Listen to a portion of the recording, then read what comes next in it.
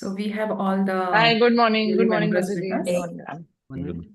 Can we wait for a minute? Okay, we'll wait. Yeah, we'll wait. 11:05. Okay, just 1 minute, please. We'll wait.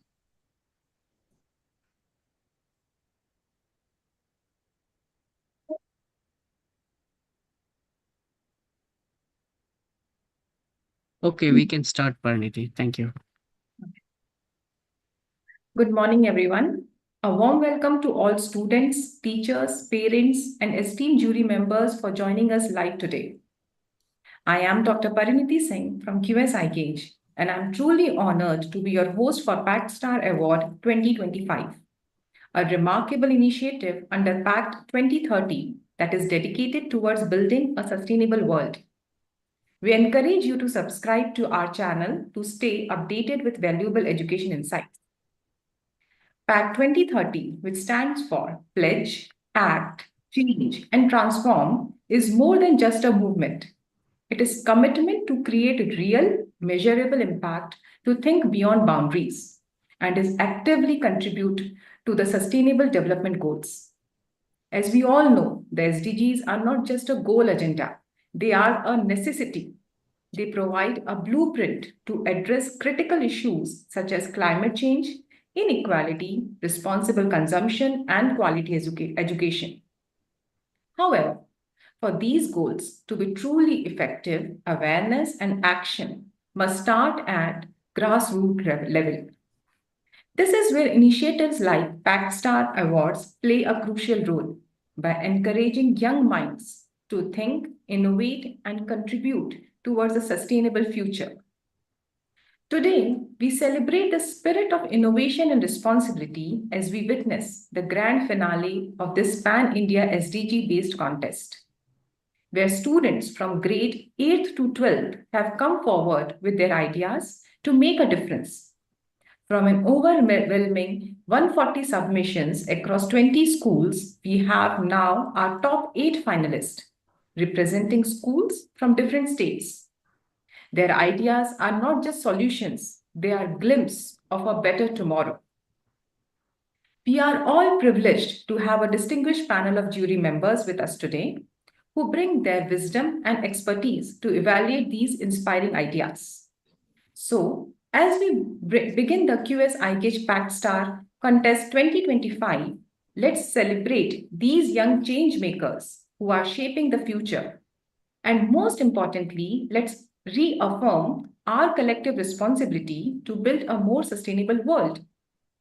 Now, as we move forward, it is my privilege to welcome Mr. Ravin Nair, who has been instrumental in shaping the landscape of quality education in India.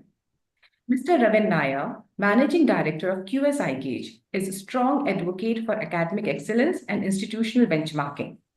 Under his leadership, QS iGauge has not just set new standards of quality education, but also actively embraced sustainability as a key pillar of its mission. Welcome, Mr. Ravin Nair. Over to you. Thank you, Pariniti, and a very good morning to all students, and also a warm welcome to our esteemed jury members who have joined us today live. It's an absolute pleasure to welcome you all to the PACT-Star Awards 2025 finale, an initiative by the PACT 2020, which is a social enterprise initiated by QSI Gauge. And the aim of PACT-Star is to empower young minds to take action for a more sustainable and a fair world. Today, we celebrate not only the innovation, the ideas of the students, but their passion, their courage, and their courage to dream better for a better future and take those significant tangible steps to make fulfill those dreams and make those dreams happen. And why students are key to this SDGs, as the UN's SDG goals are not just policies, they are real changes that need real solutions, like Paniti mentioned earlier today, and from young minds like students who are out there today to present their projects. The government of India also, through the national education policy, has emphasized the role of education in fostering sustainable development, innovation, and critical thinking. But as we all know, policies are just policies. I mean, they are not alone enough for us to be successful in this endeavor. So it is you, the students, who will bring these vision to life. So each of you sitting here today has the power to change the world. Never underestimate what one idea or an action, one determined mind can achieve. We have seen across the world students like you are stepping up to solve some of the biggest challenges we face, whether it is climate change, pollution, to poverty and inequality. If we have to take inspiration from example to quote Gitanjali Rao, a young scientist who at just the age of 15 developed a device to detect lead contamination in water, or Vinisha Umashankar, a 14-year-old from India who designed a solar-powered ironing cart to replace polluting charcoal-based irons. These young change makers remind us that age is no barrier to make an impact. What matters is your passion, your ideas, and your willingness to act. Imagine the possibilities of your projects being able to reduce plastic wastage of up to 50% in your schools. What if your ideas improve access to clean water in your community? What about innovation that makes education more inclusive and accessible for all? So these ideas are not just for competition that we are bringing in here. It is a movement. You are not just students, you are innovators, you are the future leaders and the problem solvers, and the world needs your energy and your ideas and your commitment. Across India and beyond, I think we've seen educational institutions are embedding sustainability into their teaching, research, campus life. Programs like Eco Schools we have heard of, Young Innovators Challenge, and the Global School programs show how students worldwide are making an impact.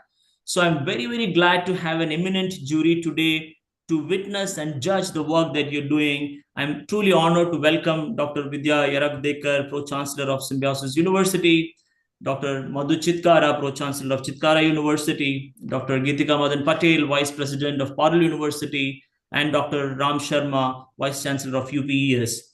I'm very, very eager to hear from them as to what they think about our projects, these projects, and how they can support you in realizing your dreams, because they are the ones on the ground doing this with the students across India. The PACT-Star Awards students are here to support you in turning your ideas into action. This platform not only recognizes your talent, but provides you with resources and mentorship to bring your solutions to life. To every student, we've had 100 plus students participated in this project. To every student who has participated, please know that your ideas are not just projects on paper. They are indeed blueprints for better tomorrow. Whether you win or not, that's not important. Work towards creating a better world. That effort, that work should not stop here.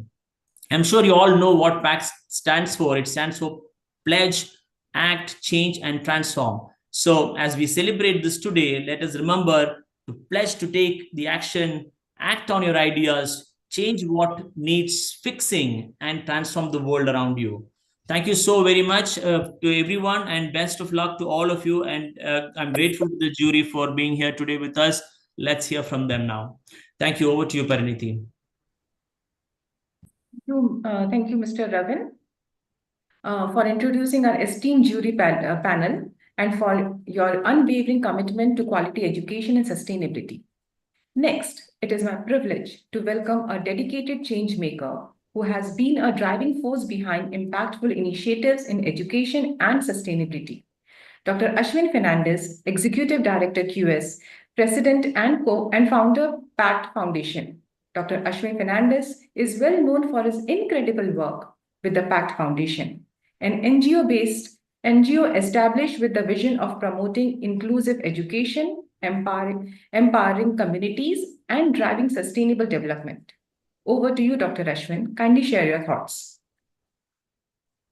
Perfect. Thank you very much, Pariniti, and a very good morning to, first and foremost, our esteemed jury. We are so honored to have you spare a few hours of your schedule today to judge the future of our sustainable world, which is of course India is leading this change worldwide, and of course to the iGage team, we are very, very happy and proud at QS to host this event here today, where we're inviting so many students to be able to create ideas that will shape the future of what we want to be.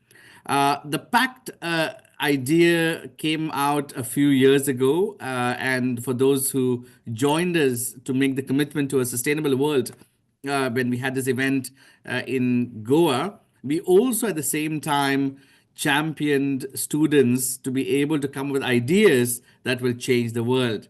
And in the first edition of the PACT-Star, we've seen 3 brilliant students who reached the finals and were the winners of the finalists.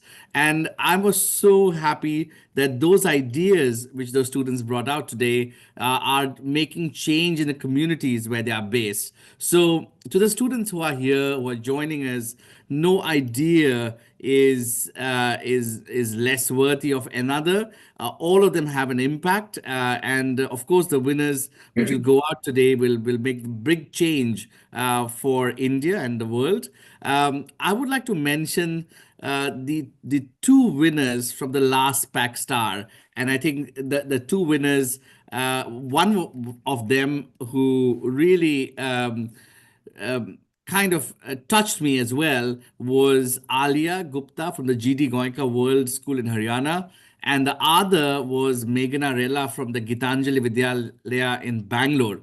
Both of them women, young girls, women, and I think that's what the change is all about. Is we are actually promoting, besides everything else, our young women and young leaders in India to be able to drive that change. So really, really very happy that we've been able to promote Alia's idea of an education portal where she was imparting knowledge to, of course, those which are underserved. Also, Gitanjali created reusable, eco-friendly menstrual pads using recyclable material. And she's had a great idea. Of course, commercially, it could be something which might be difficult to replicate, but brilliant ideas. We supported them through, and that's what we want today. We want to find more of the Meghana Rellas and more of the Alia Guptas.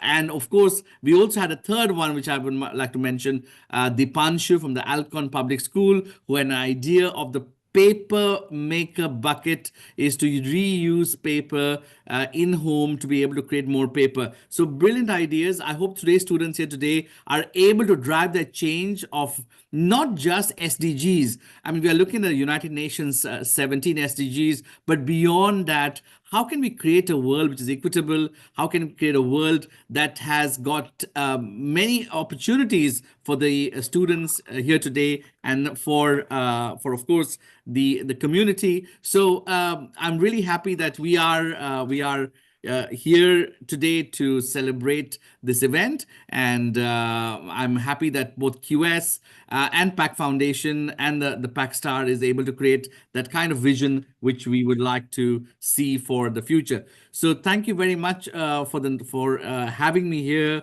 And of course, having the jury here. The real stars are going to be the students today who are going to be showcasing the ideas, and we want to support them further to make that a reality. So all the best. Thank you so much. And all the best wishes from everyone at QS and QSI Gauge.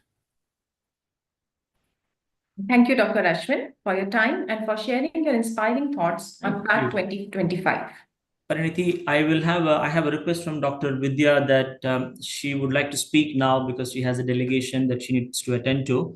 But she'll be there. But I think we should allow her to speak now, and then we continue with the presentation. Yeah, sure. So, Dr. Vidya, please share your thoughts. Go ahead. Over to you. Yeah, thank you, Ravin, for accommodating this last-minute request. And thank you, Ashwin. First of all, let me appreciate the efforts of QS and QSI Gauge. This is amazing. I mean, we all do this at our own universities, but to bring, young kids together and look at, their ideation and innovative skills that they have is something that I think all of us as university leaders, I can see many of my friends here on the screen, we really, really appreciate your efforts. Sorry for this last minute, but for young students, we have Mr. Raja Mohan Gandhi here suddenly on the campus. He wanted to visit the campus, and I have to just go and welcome him and come back. So I requested this last minute, push for my talk. I think at the school level as well as the university level, what is more important important is how we teach our children and our students to think out of the box and think critically. It's not as easy for teachers to do that, but sometimes students come up with wonderful ideas that are shunned down by teachers. And sometimes, of course, more than welcomed by some teachers. So I would appreciate that we on this platform have many more teachers, Ravin, other than the jury members, so that they get to listen to the beautiful ideas that young students come up with, and how we as teachers can really nurture these ideas to take them to a certain level, maybe incubate them, and then also maybe commercialize them. So I think the crux of a good education system lies in allowing a free flow of ideas, in allowing students to think differently, in allowing students to question. And we all know that, during our times, the best classrooms were the ones that were most silent classrooms, where the teacher was keeping the students, quiet, and there was a pin drop silence in the classroom, and there would be just a monologue from the teacher. But presently, when you talk about good classrooms, they are the ones which are noisy classrooms, where students are encouraged to ask questions, and encouraged to ask their doubts, and students are the ones who make the classroom more communicative, and teachers are like facilitators, ensuring that this communication goes in the right direction. So that's the big change, and out of such communications or diverse thinkings that we bring into the classrooms come up, then these new ideas get generated. And I'm so happy that QS at this level is nurturing these beautiful ideas and bringing them into reality. So I must congratulate all of you, Ravin, Ashwin, and others in your organization, and also thank you for allowing all of us to be a part of this wonderful program. I wish all the participants the very best, and I'm sure whether you top it on the list or not, you've actually dared or taken the risk to think differently, think out of the box, and I think that's more important than winning or losing. So best of luck, and good wishes from me. Thank you, Dr. Vidya, for your inspiring thoughts. Now, it is time for a moment we all have been waiting for, the final presentations. We have with us 8 outstanding finalists, each bringing forward a unique and impactful idea aligned with SDGs. These young change makers represent schools across India and have worked passionately to develop solutions that contribute to sustainable future. Here is the order in which the finalists will be presenting today. The first one we have is Aarna Bajpai from City Montessori School, Lucknow, Uttar Pradesh, followed by Aaryav Jain, Wisdom World School, Wakad, Maharashtra. Third, we have Abhishek Singh, Sunbeam School, Varuna, Uttar Pradesh, followed by Harish G SRM Public School, Chennai, Tamil Nadu. Then we have Aditya Singh, Manav Rachna International School, Mohali, Punjab. Next, Justine Bindra, Ryan International School, Vasant Kunj, New Delhi. Next, we have M. Kavitamis from Ashok Leyland School, Hosur, Tamil Nadu. And the last finalist we have is Nishant Gajari from Wisdom World School, Wakad, Maharashtra.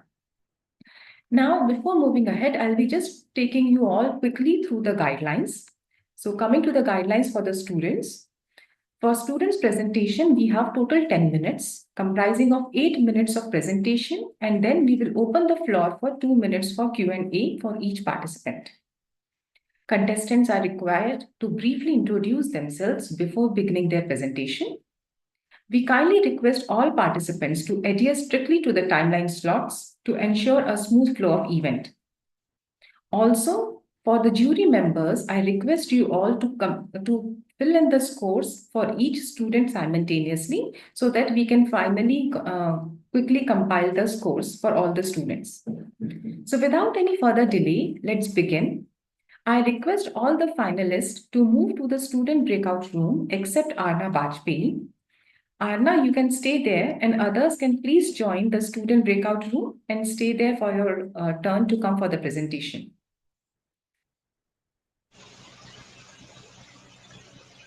So only Aarna Bajpai will be staying here, and other participants would be moving to the student breakout room. Nishant, you need to go to the student breakout room.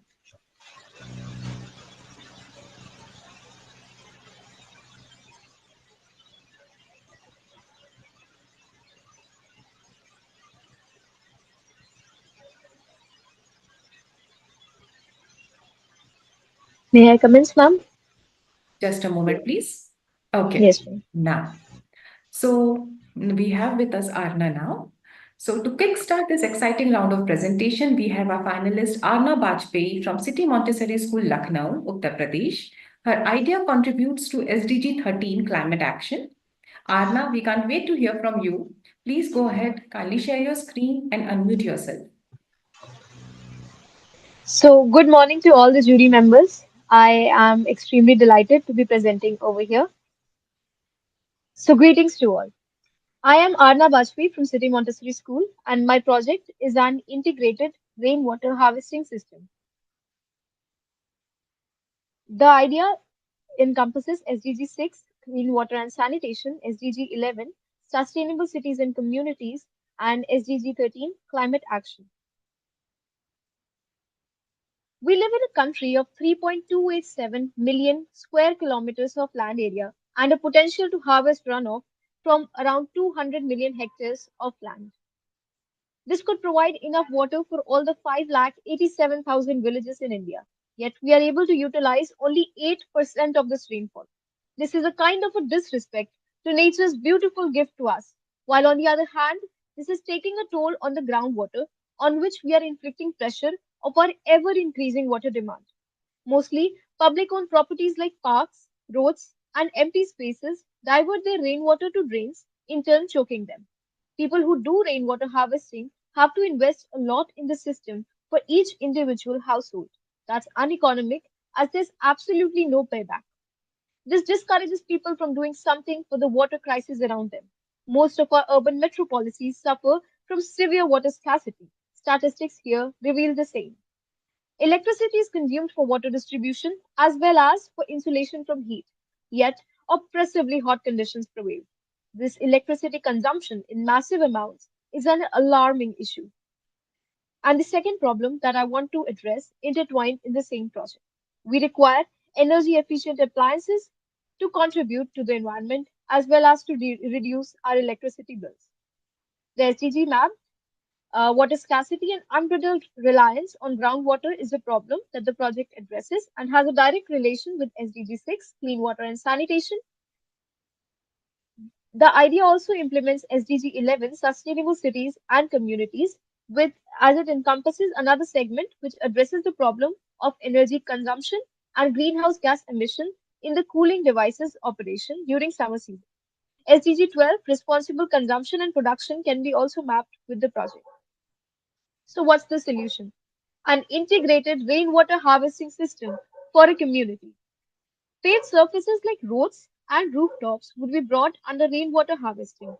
The collected water from a whole locality would be discharged in a common storage tank in a park, which would be provided with filters. Post rainy season, the same conduit system shall be utilized to divert the collected water back to the houses through a submersible motor.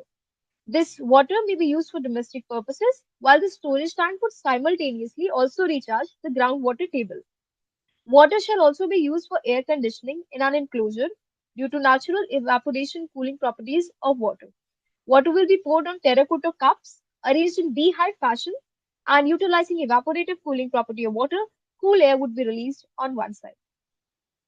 So this is the presentation.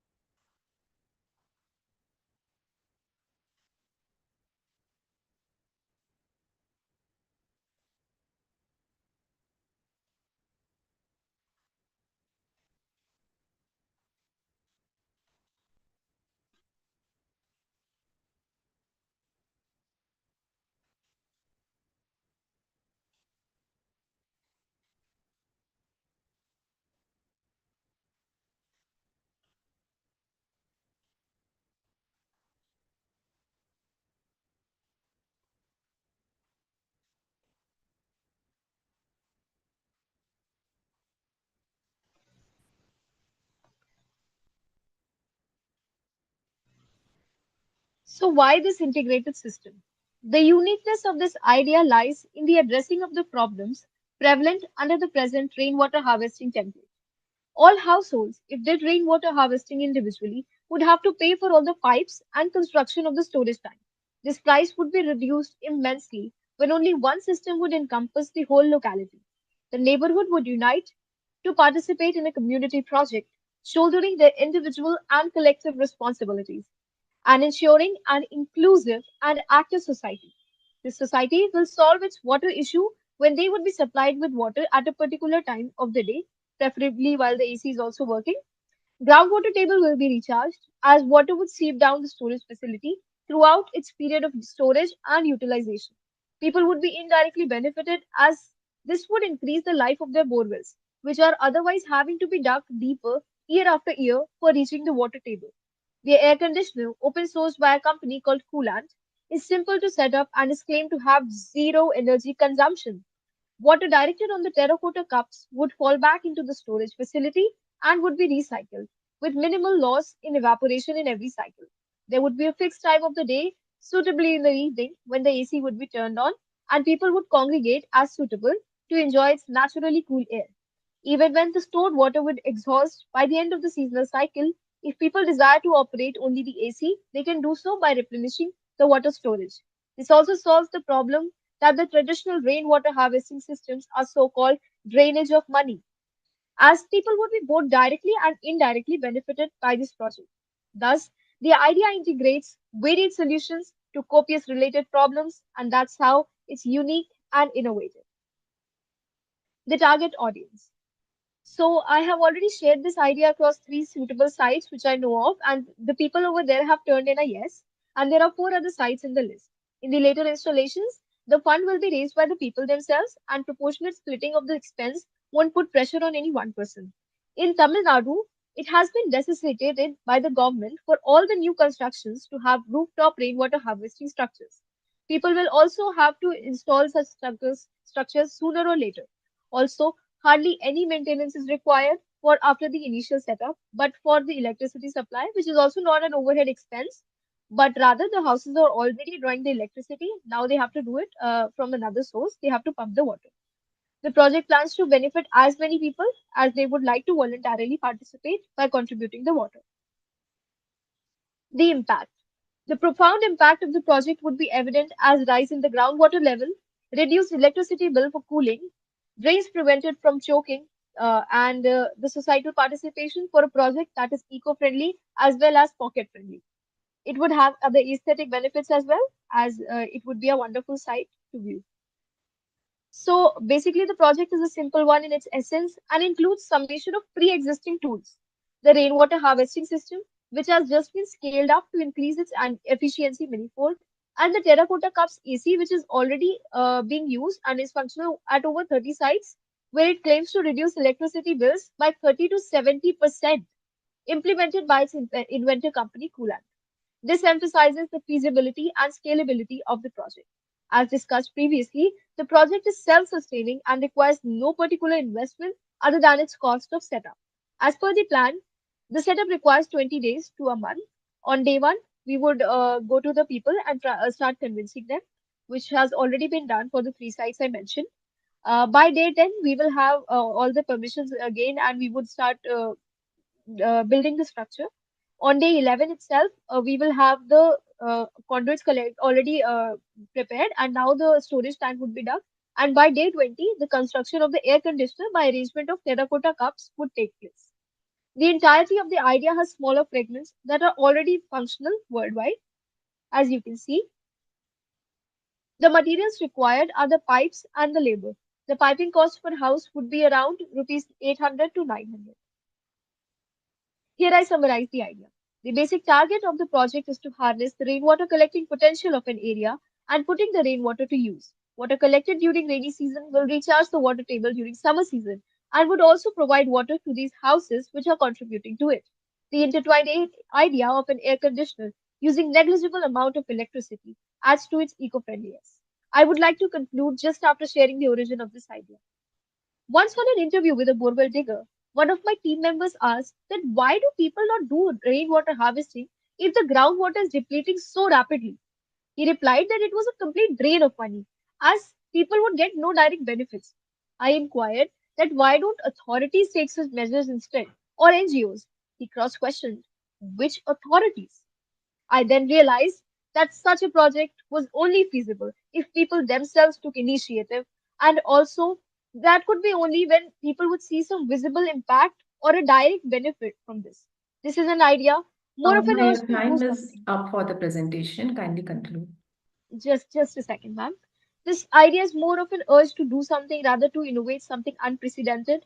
And it is a strong solution to an upcoming scenario where the third world war might actually be fought over water. So it is also my realization of a responsibility as an inhabitant of the planet and its future. Thank you so much. Now we are open for Q&A. Jury members, please. Yeah. Congratulations, Aarna, for a wonderful presentation and the idea. So Thank you. a very quick question for you would be, there are some challenges because of which, the rainwater harvesting is not as well practiced in India yet. So one of them is unpredictable rainfalls in the country and geographical disparities. If we look at, like some of the states have unpredictable rainfalls. So how do you feel that this mechanism would be able to match up with the challenge? Ma'am, my idea is basically more of focusing on the plains where I live in the northern plains. Over here, the land is almost flat. The geographical conditions are perfect, and it plans to collect the rainwater during the southwest monsoon season of around July to August. My rainwater harvesting system is going to function throughout the year, and it will be functional like when it won't be collecting water, it would be utilizing it for the ACs as well as for the supply to the houses. So its functionality throughout the year increases its efficiency, and that is going to meet the challenge of disparity in the rainfall. So, Aarna, can I ask one question from you? Good presentation Sure, ma'am. and very confident. So, Aarna, just I wanted to ask that some prototype is done by you, or you have used it for the community where less number of people are there, and you have tried your project there. So it was as a project, or you took the sample, or you took the data from nearby places. Ma'am, as I told you, the idea is actually into smaller fragments, the rainwater harvesting system and the AC, which are two ideas I'm integrating. So the rainwater harvesting system I've already practiced at one site, and it has been done. It is working. The cottage is my own, and I'm doing it. Also, the AC has been installed this winter itself in November at one of my sites, and that is also working. But then when the summers arrive, that would be tested once again. So that would confirm it. Also, the statistics that I presented, that are authentic statistics from the company that has already been using that AC, which is Coolat. The idea is open sourced by that company, and that has installed it at over 30 sites. So that You is are the doing- thing. Good, good. So you are doing alone, or you have some team members with you? Ma'am, I have support from my school as well, and my parents are supporting me with this idea. Good, Thank good you, ma'am. job done. Yeah. Can I go ahead? Yeah, please. Yeah. Yeah. Thanks, Aarna. I mean, excellent presentation, and at your age, incredible. Very good. See, my point is very simple. Have you worked out the unit economics? In the sense that if you were to make it operational, then how much money will you need? What kind of investment will you need? What kind of benefits will come out of this initiative? And have you tried to put some monetary value to this? So during the present implementation of the project, I haven't seen the monetary aspect, but as per my calculations, which I have precisely done, and it is accurate with respect to the statistics I have, the costing of the piping would be around 7 to 800 per house. And for one park, I plan that there would be 60 houses that would be there. Total. I said if you were to do it in a project mode, let's say you go to a society and you want to install this, then how much will be the total cost of a project? How much water will you save? And can you put some monetary value to that? I mean, because you invested something, you got some benefit, and so yeah, it is kind of ROI, that if you invest, then how much are you going to return or Yes. get it? So, the total investment for one project would be around 65 to 70,000 as per my calculations. And this value would be only for the setup. The maintenance won't require any money at all for by the people who would be living in that community. Also, my first prototype would be integrated. It would be invested by me, and in the later on projects I plan that people themselves would invest for their own community, their own community parks. They would invest the money on their own, and it won't put pressure on any one person. So that's the idea. And regarding the AC thing, I see that the company claims 30 to 70% reduction in the AC electricity bill. So that is one claim I can make, that it would reduce the electricity consumption. That would be one monetary benefit. And the water saved would directly recharge the groundwater table. So that can't be measured that precisely. But yes, we can harness around 50% of the rainwater that is falling to recharge the groundwater table. Sure, thanks. So are we done with Q&A? Right, I believe there are no more questions for Aarna now. So thank you, Aarna, for your presentation. Your idea highlighted the importance of addressing the climate change for sustainable future. So you may now leave from here and join the waiting room with other finalists. Thank you so much, Pam, and thank you all the jury members. Thanks, Okay. Anna. In Good the luck. meantime, for all the jury members, I request you to fill in the scores. And if there is any text that you are filling in, kindly try to avoid it, because then it becomes tough to use the formula. So kindly share only the numeric value and fill in the scores. It would be easy to accumulate and have the final scoring quickly at the end. So Pariniti, we have to do it separate for each candidate again. So now we have to send So it. the sheet that is being shared with I you. got the sheet, but it will Yeah. be in summing up all the candidates together, or That we will be doing it with all of your scores, and then we'll be sharing it again with you.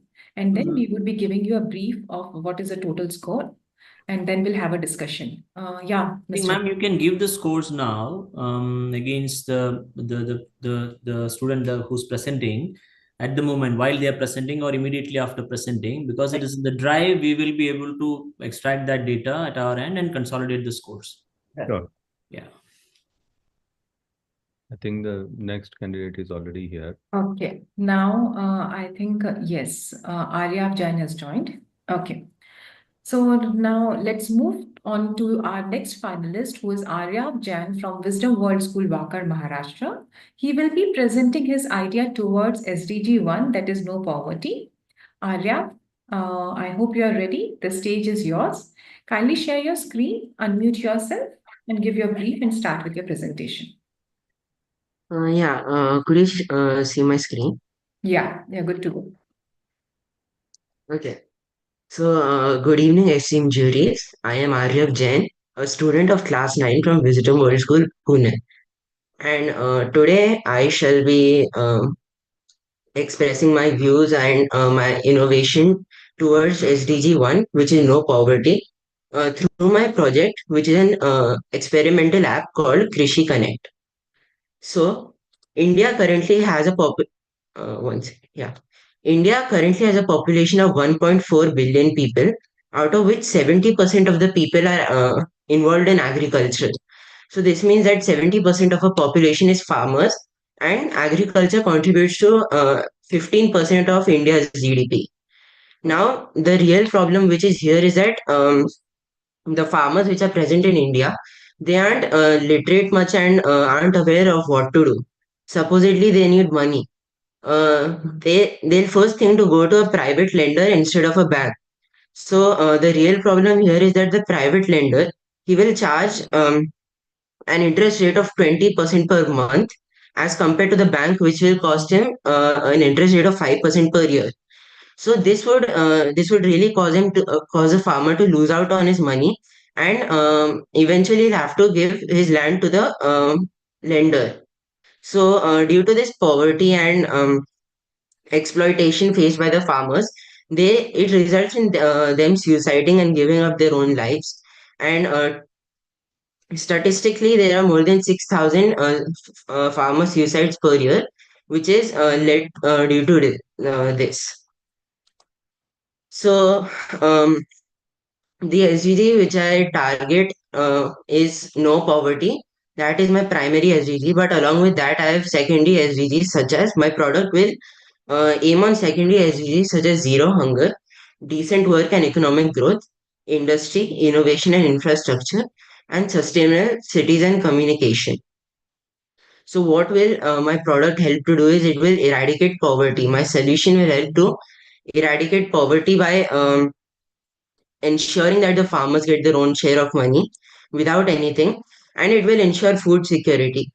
So, in today's age, what is happening is that as farmers aren't getting much money, they migrate to the cities to get labor jobs over there.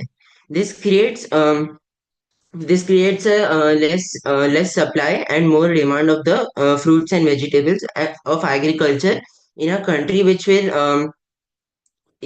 not enough to feed our whole population. So my solution implements to hit that target. So what my solution is here is making a platform named Krishi Connect, which is an all-in-one solution which targets 7 major areas to create an ecosystem which helps the farmer. So the first will be easy access to loan. The people can easily know from where to get the loans, which bank offers the best interest rate, and what is best for them. Then is modern farming techniques. So we will communicate with experts at agriculture universities to find out what is better for the people and what will help them. We will tell them which resources are the best. Now, one major part of my solution is the market it provides. The farmers could register on this app and then go ahead and sell their produce directly to the consumers via us. So in this, there will be no middleman involved. The farmers will get the profit that they deserve. Till now, when they sell the produce to the middlemen, they hike the prices up by very much and then sell it to us, which will result in the farmer getting a less amount of margin. Then we inform our farmers about the government policies available that will benefit them, and especially we create a community of trust so that farmers could communicate with each other and all of that.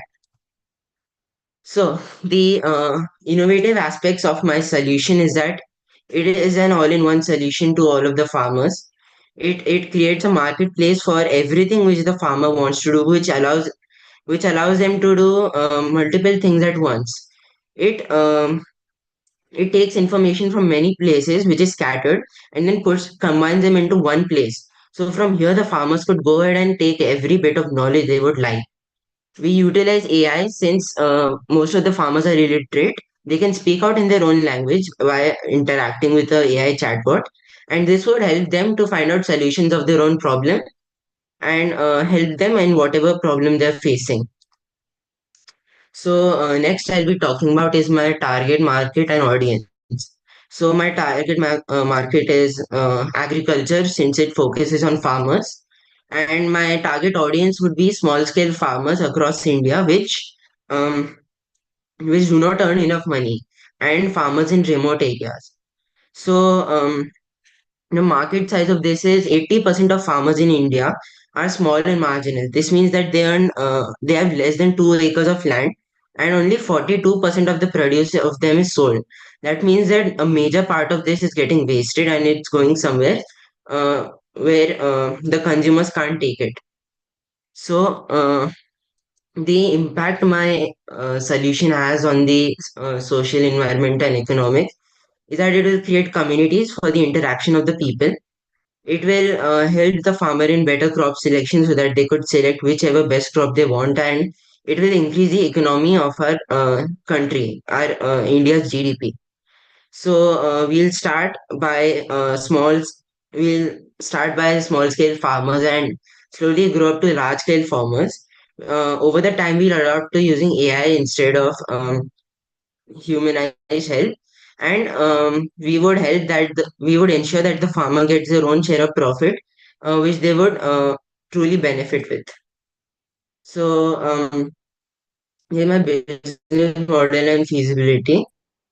So, on every transaction, every produce that the farmer sells, we'll be taking minimum amount of charge, which is like 1% or 2% of it to sustain our operations.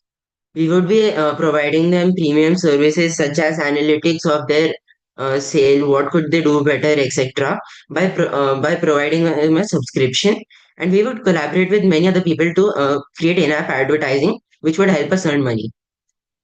And below is last 1 so minute to I've go. also given, yeah, okay. So this is my implementation plan. In the phase one, which is the first 6 months, I'll develop the app and test it. In the phase two, I'll expand all of these offerings of the app and collaborate with many other people in the world and understand the farmers and how I could help them more. Then phase three, I will help implement AI in our product, and phase four, I would expand regions and grow my product. Um, I would also be partnering up with government bodies, NGOs, agriculture societies, and financial institutions to help them. So this is the initial prototype.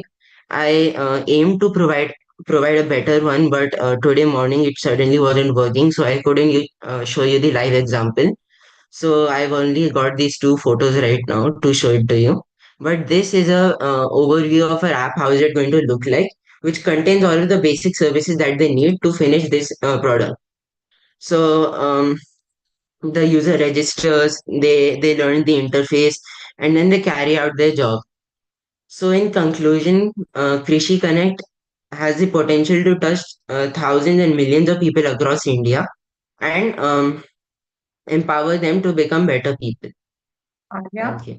are you done? Yeah, we are open for Q&A now. Yeah, so I'll take one for now. Congratulations, Aaryav, for a nice presentation and a good idea. So you must be knowing, so a lot of focus on agriculture and boosting our agriculture economy has been kept by this government since the last 10 years. And if I'm not wrong, I think 4 or 5 years back, a PM Kisan platform and app was launched, in which offers very similar offerings. And there are a lot of deliverables in that app, and is being offered to the farmers free of cost. And something like I think Krishi Mitra also is there, available on Google platforms, app, and Android as well as iOS. So how do you feel your platform is giving an extra edge, or it is different from the Prime Minister's Kisan app or portal that has already been launched since the last 4 years? My app provides an extra benefit to the farmers, such as it provides them with a ready market to sell this. So in the government apps, what basically happens is that their aim is one or two areas which they aim to target. In my app, what I aim to do is I want to take multiple information from multiple sources and then present it into one place so that the farmers could come over here only and extract all of the information that they need in the whole world to grow their profits and grow their produce better. I think the same is happening there. You must check and go. I think there are almost 10 deliverables, but good initiative, good thought process. Thank you. That's it from my side. Anyone else for Q&A?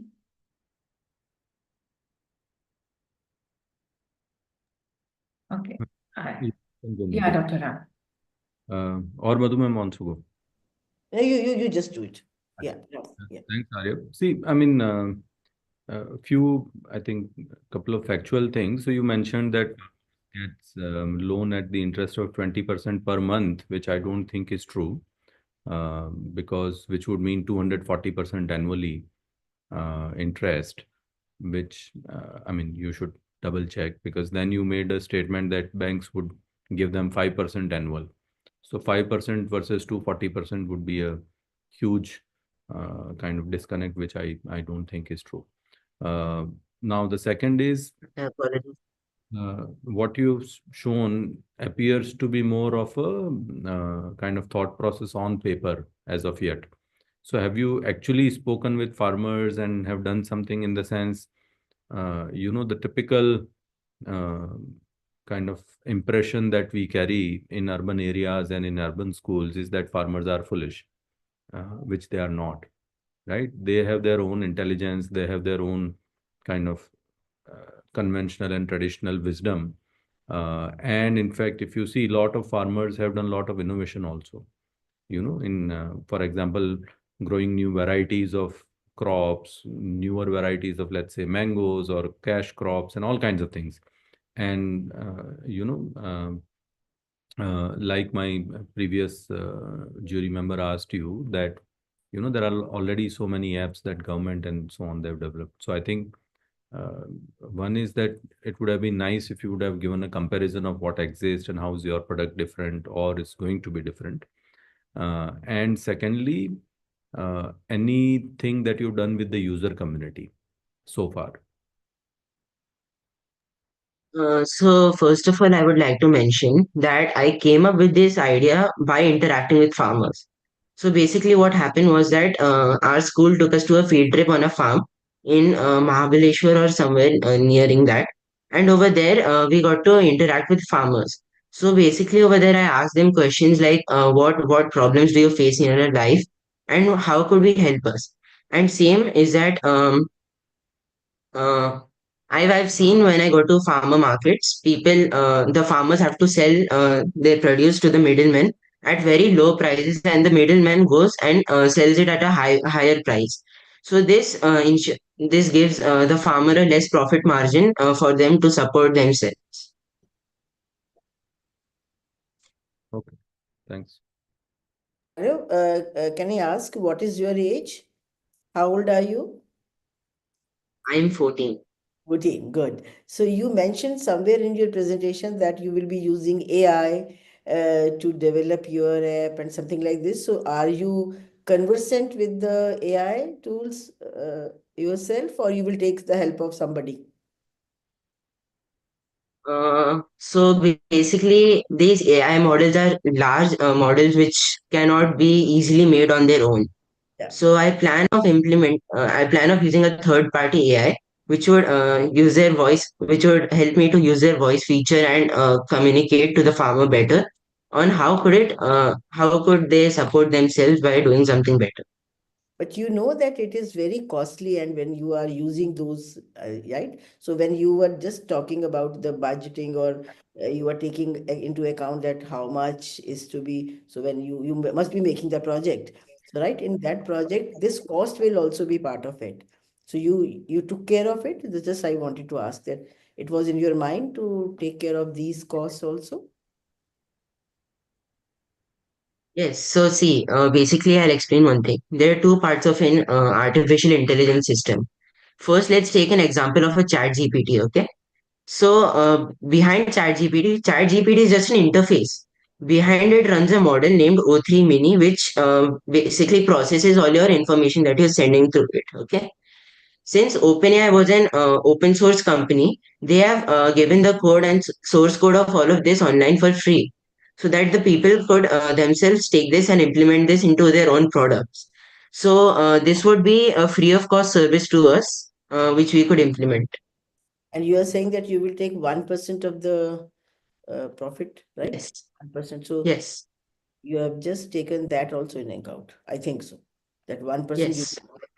good. And you will be able to get 1% from the farmers? No, whatever the produce is selling on our platform, through that, we'll take the 1% of it and keep it for ourselves. And the rest, 99% will be given to the farmers. Good. Impressed. So Arun, at this age, we are very impressed that you are doing such a great job and thought of this idea. Good. Thank you. So we are done with Q&A. And thank you, Arya, for your presentation. We appreciate your efforts in finding a solution. Kindly go to the student breakout room and wait there. Thank you. Reminder for judges to fill in the scores. Sure, sure. So now, Pariniti, yeah. I've been filling them, so I hope they're visible in the Yeah, sheet. those are visible. Yeah. Yeah. Okay. Thank you. For everyone, it is visible. I'm taking a minute's break. Yeah. So now we are introducing the third finalist, Abhishek Singh from Sunbeam School, Varuna, Uttar Pradesh. And he will be Just a sharing with second, us. Dr. Parnit, just a second.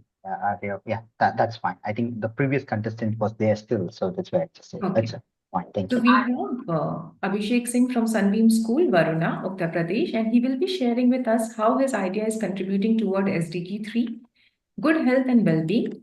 Abhishek, just a reminder, you need to stick to the timeline. Kindly don't extend it. It is 8 minutes of presentation where I would be letting you know once 1 minute is left to conclude yourself and 2 minutes of Q&A. Okay? Okay. Abhishek, share your screen. Yeah. And you can unmute yourself and go ahead.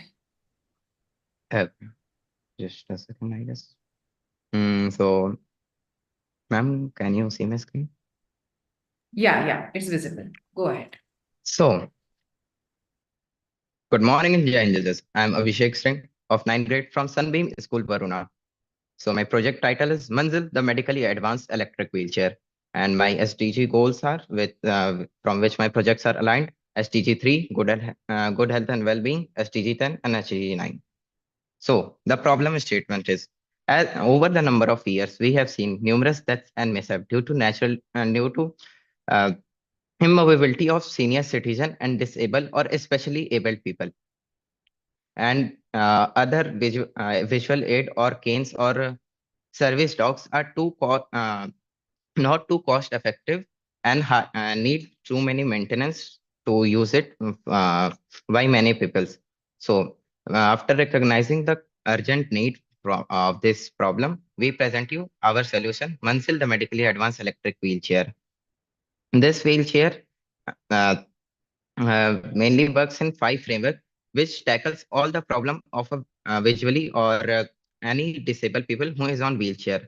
So we will understand its working by the frameworks. So the first framework is walking aid framework. It works from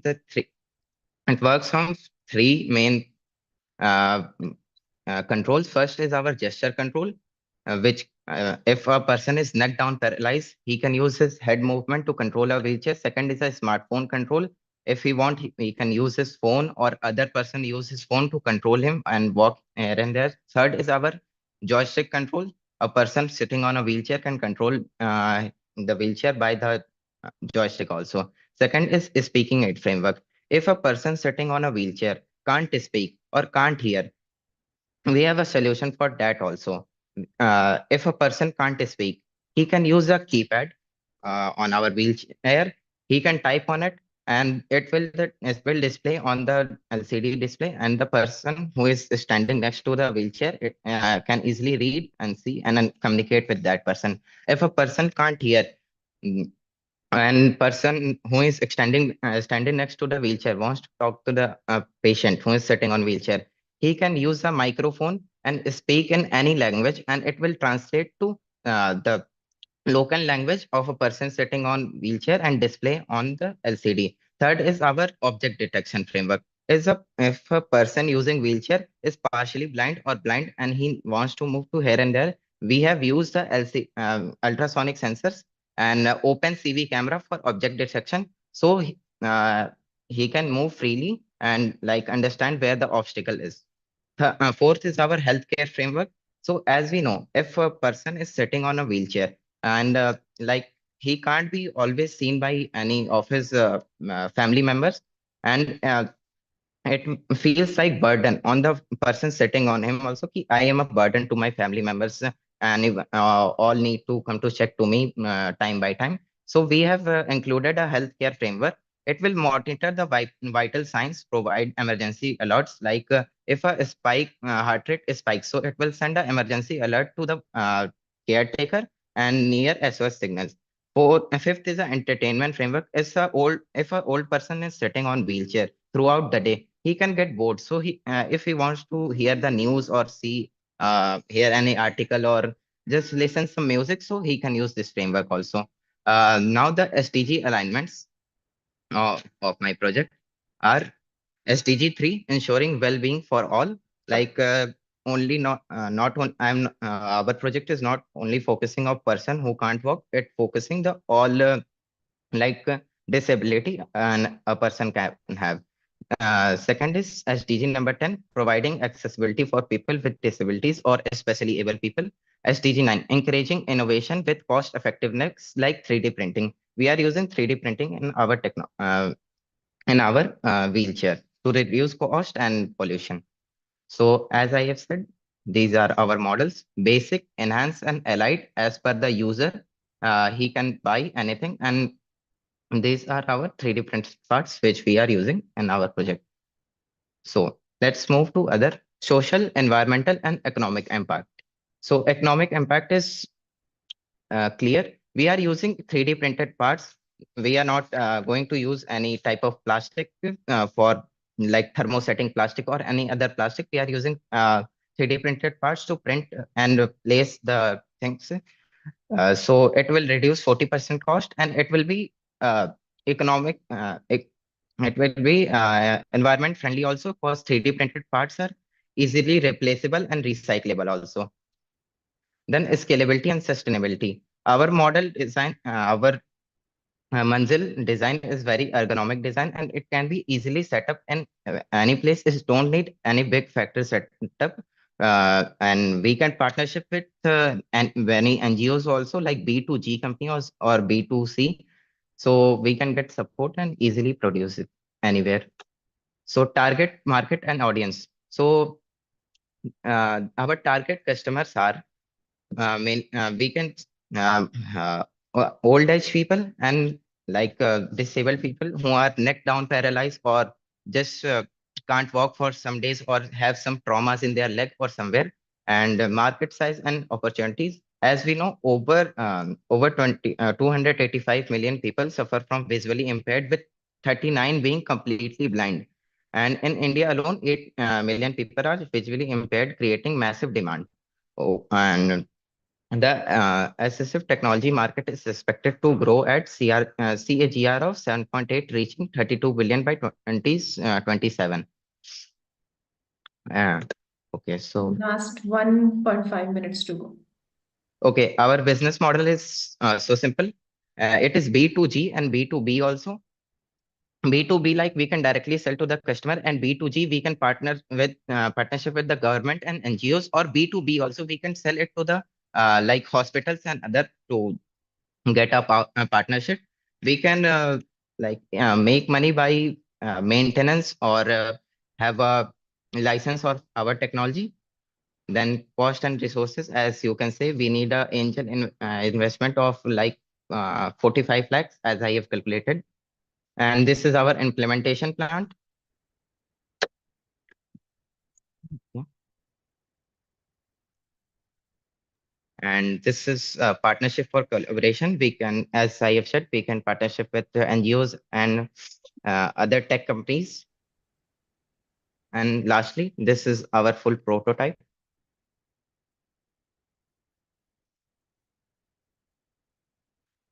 Full prototype and working.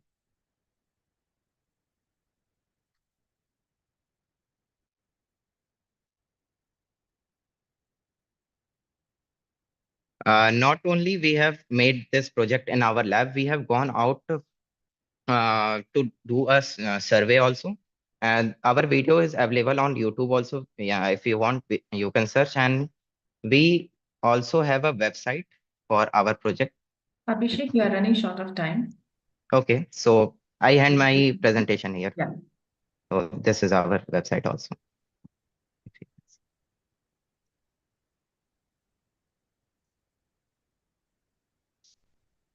So now we are open for Q&A. Or you want to conclude anything, Abhishek? Q&A. Okay. So jury members, we are open for Q&A from your end. Abhishek, good job done. I think we are impressed that what you have done, but 2-3 small questions I wanted to ask: that is this idea already patented? Ma'am, we have filed a patent with Niti Aayog. Filed, not we have get. We have published a research paper. You can search on Google, Manzil on IRJT, and like we are in the process with a school and another company, and with 3D POC hackathon, we are on a like verge to do that. We have filed a patent with our school. Very good. Okay. So now you said that what will be your cost? Sorry, what will be your cost per unit approximately? Ma'am, we have 3 units. If we are going with our basic model, it can cost 25,000 and with a joystick and all the frameworks as per needed. If a person needed a specific framework or if he need like all terrain tire, so we can also modify it. And its all cost range will be like 70,000, the elite version, which can have AI driven technology with LiDAR sensors, and the basic one, 25,000. So I think these type of vehicles are already in the market. But if you compare the cost, the basic model of 25,000 with the market value, so what existing value of this model is in the market? Ma'am, if we see a normal electric wheelchair just with the like joystick technology, not the healthcare or any other, it can cost about 70,000. And if we see a medically advanced wheelchair with only heart rate, not SOS signal or nothing, or only heart rate, so a person can measure it and have to insert a SD card in it. So it will cost about 4 lakh rupees. We have done a ground research in hospitals also, as I have shown you the video. Good. And the third thing is that you said that you need the investment of 45 lakhs. You mentioned somewhere, right? Yes, ma'am. Okay, so from what is your thought that from where you will get this? Ma'am, from where we will get this? Ma'am, as I said, the 3D POC, we have partnership with them with another project. We have we get the 10 lakh rupees for that project, and we are trying to get the 45 lakhs for this project also. We have another project, Vani. It's like women safety wearables. So it getting launch also Very in one RC. impressed with your confidence. But Abhishek, the last advice to you that when you are giving the presentation or PPTs are done, please make your font little bit Bigger. bigger. So it is sometimes difficult for people like us of our age to read, right? Thank Okay, you. ma'am. Good job done. Next question from jury members. Shall I go or Gitika wants to go? Yeah, Ramji, please you go ahead. Okay, thanks. So Abhishek, I think I have a comment, I would say, or maybe a query that you mentioned that the third phase could be an autonomous kind of thing also, which would be driven by AI and so on, right? Now, one is the cost of acquisition, right? But when the AI gets involved and you want to maneuver your kind of vehicle or autonomous, then there'll be a lot of kind of server costs and data exchanges and those kinds of things involved. And also, while the autonomous navigation is there, then there are a lot of decisions that the machine needs to make, right? Which is the similar problem statement as that of autonomous cars also, self-driving cars also, right? So have you thought about it? How would you deal with it? And then this would also certainly have a cost implication. Yes, sir, we have thought about it.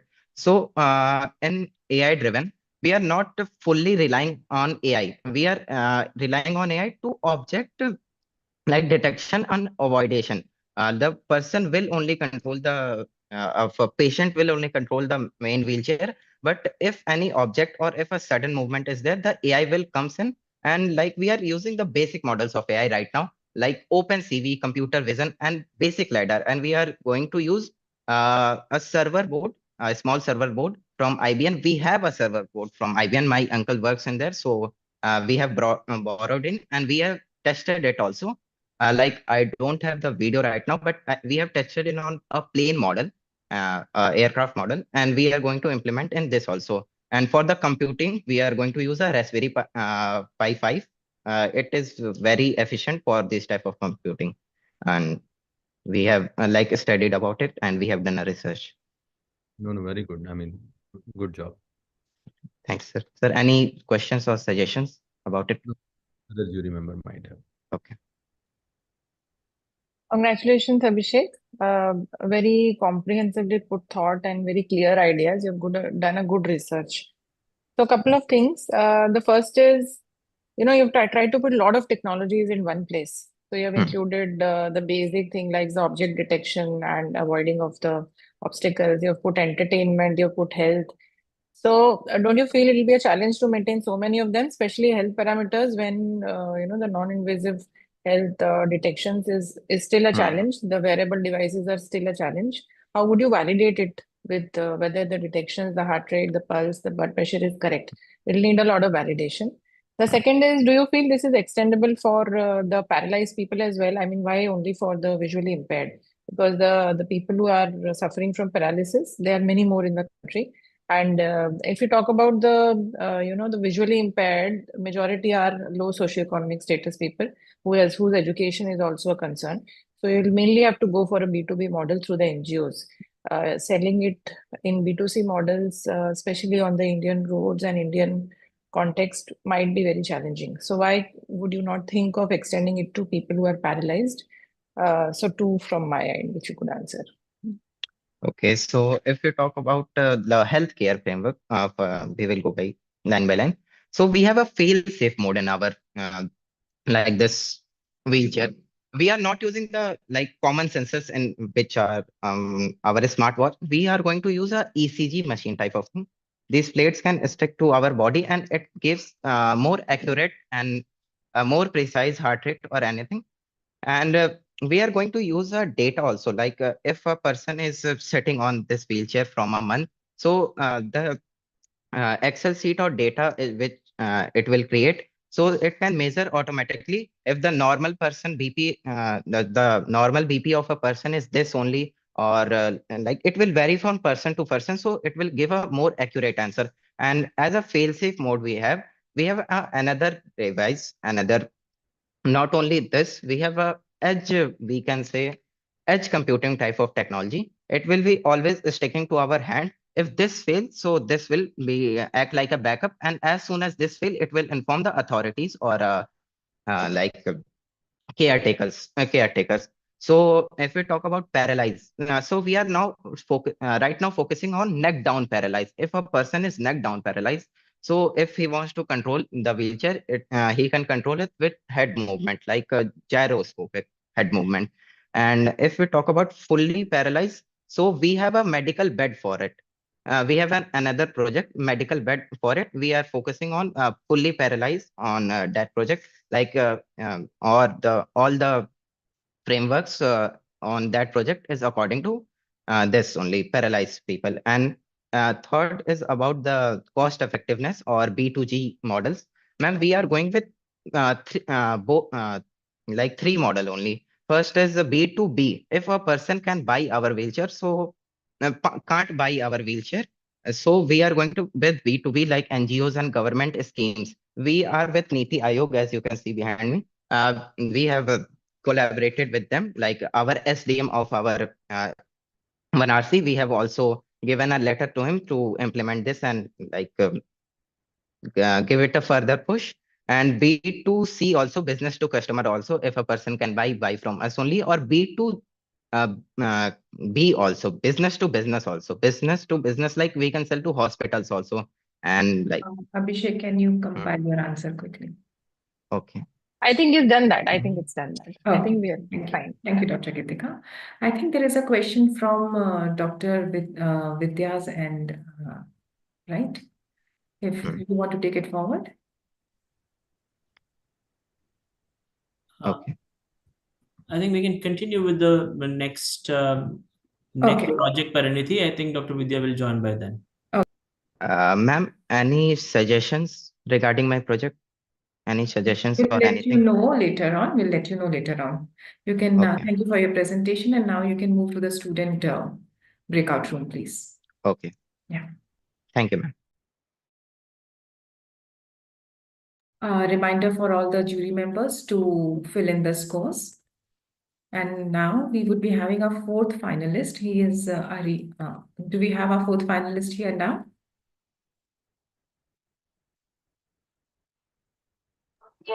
Yes. Okay. So we have our fourth finalist, who is Harish Gill, right? Harish G. Harish. Yeah. Harish GL from SRM Public School, Chennai, Tamil Nadu, will be sharing his idea to contribute towards SDG 15, Life on Land. So Harish, kindly stick to your timeline of 10 minutes, which is 8 minutes of presentation, and try to compile your answers within 2 minutes, okay, for all the questions. Yeah. So Harish, over to you. Kindly share your screen and go ahead. Yeah.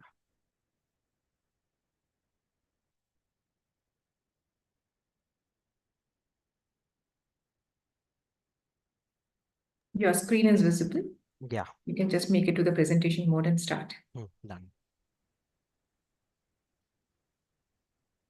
Yeah. So, hello everyone, I'm Harish, a grade 12 student from SRM Public School, Chennai, Tamil Nadu. So, my project is Smart Organic Farming, which connects SDG 11, SDG 12, SDG 13, and also SDG 15. So, the problem, did you know that by 2030, 68% of the world's population will live in cities? But whereas, where will the food come from? The urbanization rapidly reduces farmland, which means uh, the land we are living in is farmland years ago. So another problem is that we have water scarcity. Water scarcity. Also, we have very we are in scarcity of water in every possible area. So the solution. My solution, I introduced you to my solution, Smart IoT based enabled organic smart farming, which integrates UVBES, which stands for Ultraviolet Bombardment Enrichment System for efficient, automated, and space friendly urban agriculture. So the key features of my project are UVBES, which is the UV light right here, and other things are IoT based, which means that we can monitor the plant throughout 24/7. We can monitor data such as moisture, light, temperature. And the main highlight of the project is this box, which is 1:1 square feet box, in which you can farm the plant, whatever plant you want. So this is how it connects with SDG. So the key features, as I said. So this is the how the system works. So as the computer in it starts working, when the soil moisture sensor detects its low, it pumps water. Then also the temperature simultaneously, the temperature and humidity sensor logs data to the microcontroller. Also, we have the ultraviolet system that provides ultraviolet rays sufficiently for the plant. So the research contribution, I've been working on this project since you guys have announced this project, PACT-Star. So also I'm writing a research paper on how the UV light increases the plant growth by 30%, which I came to know after the research. If you want to have a look, I have a QR code right on the screen. You will have the research paper on. So this is the graph which shows that 30% of the plant growth is increased. So the target audience, urban households, the small scale farmers, educational institutes, and community institutes. These are my target audience. Social and environmental impact. So how do we really create an impact? Impact is by creating I'll be selling this organic smart farming boxes so that people can buy this and put it this boxes at their balconies, terrace, or whatever place they want. This is like 1:1. You can integrate enough money blocks. So that's my. So this is the PCB design which I have designed. So this is the plant which has been growing from the starting. So as in semi-final, they insisted me to try with some other plants since money plant can grow at any conditions. So I tried with the banana plant. This is hybrid variety of banana, so that it's grown. So the business model, product sales. So I'll sell this thing. Also, I'll charge for subscription for my app, which will monitor the soil moisture AI assistance.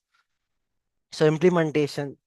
At phase 1, I'll do R&D. At second phase, I'll produce in large scales. So yeah, the stage 3, stage 4, I'll launch the product and I'll iterate for each stage. So the partnerships, I will collaborate with local governments, local schools, and every possible NGO communities. So these are the prototype integrations. This is the logging of my data. This is onto your right, it's the data from my mobile app. Onto your left, it's my data on web dashboard. Sure, yeah. I would also like to share a video how it works.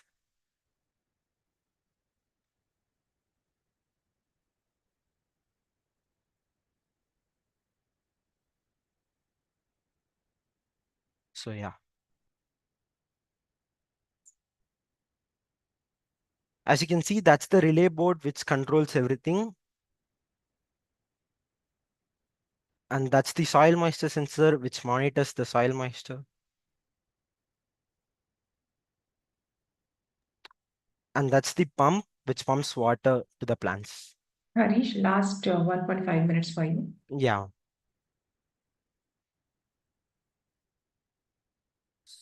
So yeah, I'll also like to give a real time demo right now.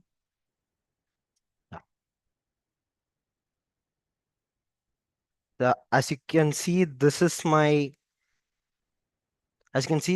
plant right here. So this is the UV light which you can see. This is UVB, especially to say. UV has spectrum of 3 colors, which stands for UVA, UVB, UVCs. I have found that only UVB increases the plant growth by 30%. So coming back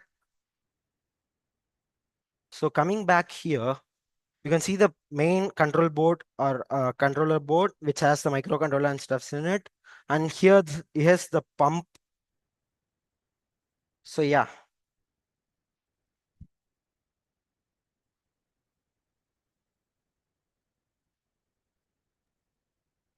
Okay. So Harish, are you done? Yeah. Okay. Now we are open for Q&A. Kindly restrict your questions. And Harish, be precise while answering. Huh. Jury members, kindly go ahead with the questions. I can go first, maybe. Yeah, Dr. Ram, please. Harish, congratulations. Nice concept. Have you again tried to create a unit economics, or have you tried to pitch it to some potential clients, or have you done it something? No, sir. I'm just working on it. After they announced this PACT-Star Awards competition, I started working on this project. Also, simultaneously, I'm writing a research paper about how UV lights help in plant growth. Okay, okay. So you might check out one of our students does similar work, somewhat similar work, and does it hydroponics, and he grows several cash crops and making a lot of money. He was also recently on the Shark Tank and so on. So you might want to check. Yes, sure. Okay, thanks. Next question from the jury members. Yeah, Harish, congratulations for a nice idea, and you showed us the actual version also. Nice to see that. Thank you. So, something which I wanted to discuss, that UV light is what you're working on. So, Yeah, we have known that UV light, if not controlled in terms of, the exact quantity, could be dangerous and have harmful effects on the DNA, and it could, lead photosynthesis as well. So have you been able to work out something that in which kind of crops it will be useful, and in which kind of crops it will lead to reduce the yield? Yeah, So one question is that. Yeah, I can just finish my questions and then you can answer. And the second one, I feel through your prototype and whatever you've created, it seems to be a model which is workable in a small setup, as in houses and in urban societies. So how would you see this creating an impact on a large scale, when you're talking about the fact that 68% of the population will be living in the urban areas? So we will need a transformative urban agricultural practices. So how do you see this happening in a large scale domain? So for the first question, I would say that I've been testing a lot of plants. So for this banana plant, which is especially here, it's like 30% for a day, it's 24 hours. For 30% of the time, it's like optimum to use UV light on these plants. Some of the plants I tested were tomatoes. Another was that money plant. Money plants had whatever UV light you give, it just grows. But for tomatoes, I saw that like if you increase the UV than 10%, the plant's health gets worse enough. And the thing you have been asking, the change in DNA and stuffs, this has been done in a controlled environment, and UVB doesn't have any harmful effects in humans. And for your second question, impact in urban areas. So I see these boxes can fit into balconies or your terrace, so that you can do it in a small scale. If you need it in a large scale, also we can do that even for a farmland. Yeah. So, yes, Harish, Yeah. Ritika, you're done? Yeah, ma'am. So, Harish, I just wanted to ask one question, which Professor Ram also asked, that this is already in the market. These type of products are already there. So one of our students also did that, and he also got the funding. And he went to Skura scheme, got the funding, and went to Japan. So it's not a very unique idea. I think you should do something else, adding some more components in this project, so that it should become very innovative and very unique in the in idea, right? Because many of your students of your age have done it, and because it's a very prevalent problem with the flats, so they don't have the open gardening, so they can't do it, so they have only the balconies. So people are doing it. So just my suggestion is, just go through, good that you are writing a research paper, but go through all the already marketed products which is there, study them and do something different, and adding some more components in your project, right? Yeah, ma'am. Something unique in my project is that I have this UV light system, ma'am. So that many had already trained this, but I came to the conclusion that when we use only UVB, that is UV has three spectrum again: UVA, UVB, and UVC. UVB has increased this plant growth. Like if you, I know that systems are already available in the market, but the thing is, when you use this UV light system, the plant growth increases. So if I'm residing in a flat and I got your product, right? Yeah. Is in my balcony, and I'm using these sensors, and at one point of time it's not working. So sensor stopped working, right? And the common people like us will not know about it. The technology, we are not aware of it. Then this all thing will go in. So Yeah. that's my suggestion. But I think good job done, Harish, and at your age is good. Yeah. Okay. Thank you. Thank you, Dr. Madhu. We have one question from Dr. Vidya's end, and one of the professor from her end will be just asking the question. Kindly go ahead, Professor Neetu. Yeah. Hi, Harish. Hi, ma'am. Wonderful presentation. It's good that the young are thinking so much about farming. One question that I had was, you have said that 68% of the population will be urbanizing by 2030. So, and you have addressed SDG 11, which is smart farming. So, farming mostly it will address the food needs, right? So, have you also done any statistical study on what percentage of this food enhancement will happen through this your project? I've not done that one, mom, but I have done something, a graph like which shows how much of the pest is controlled. Just a second, ma'am. So, as you can see, this is the plant growth and the pest activity, the reduced graph. Okay. So, any problem that you address should be aligned with the end goal as well, right? So, the end goal is to increase the food produce.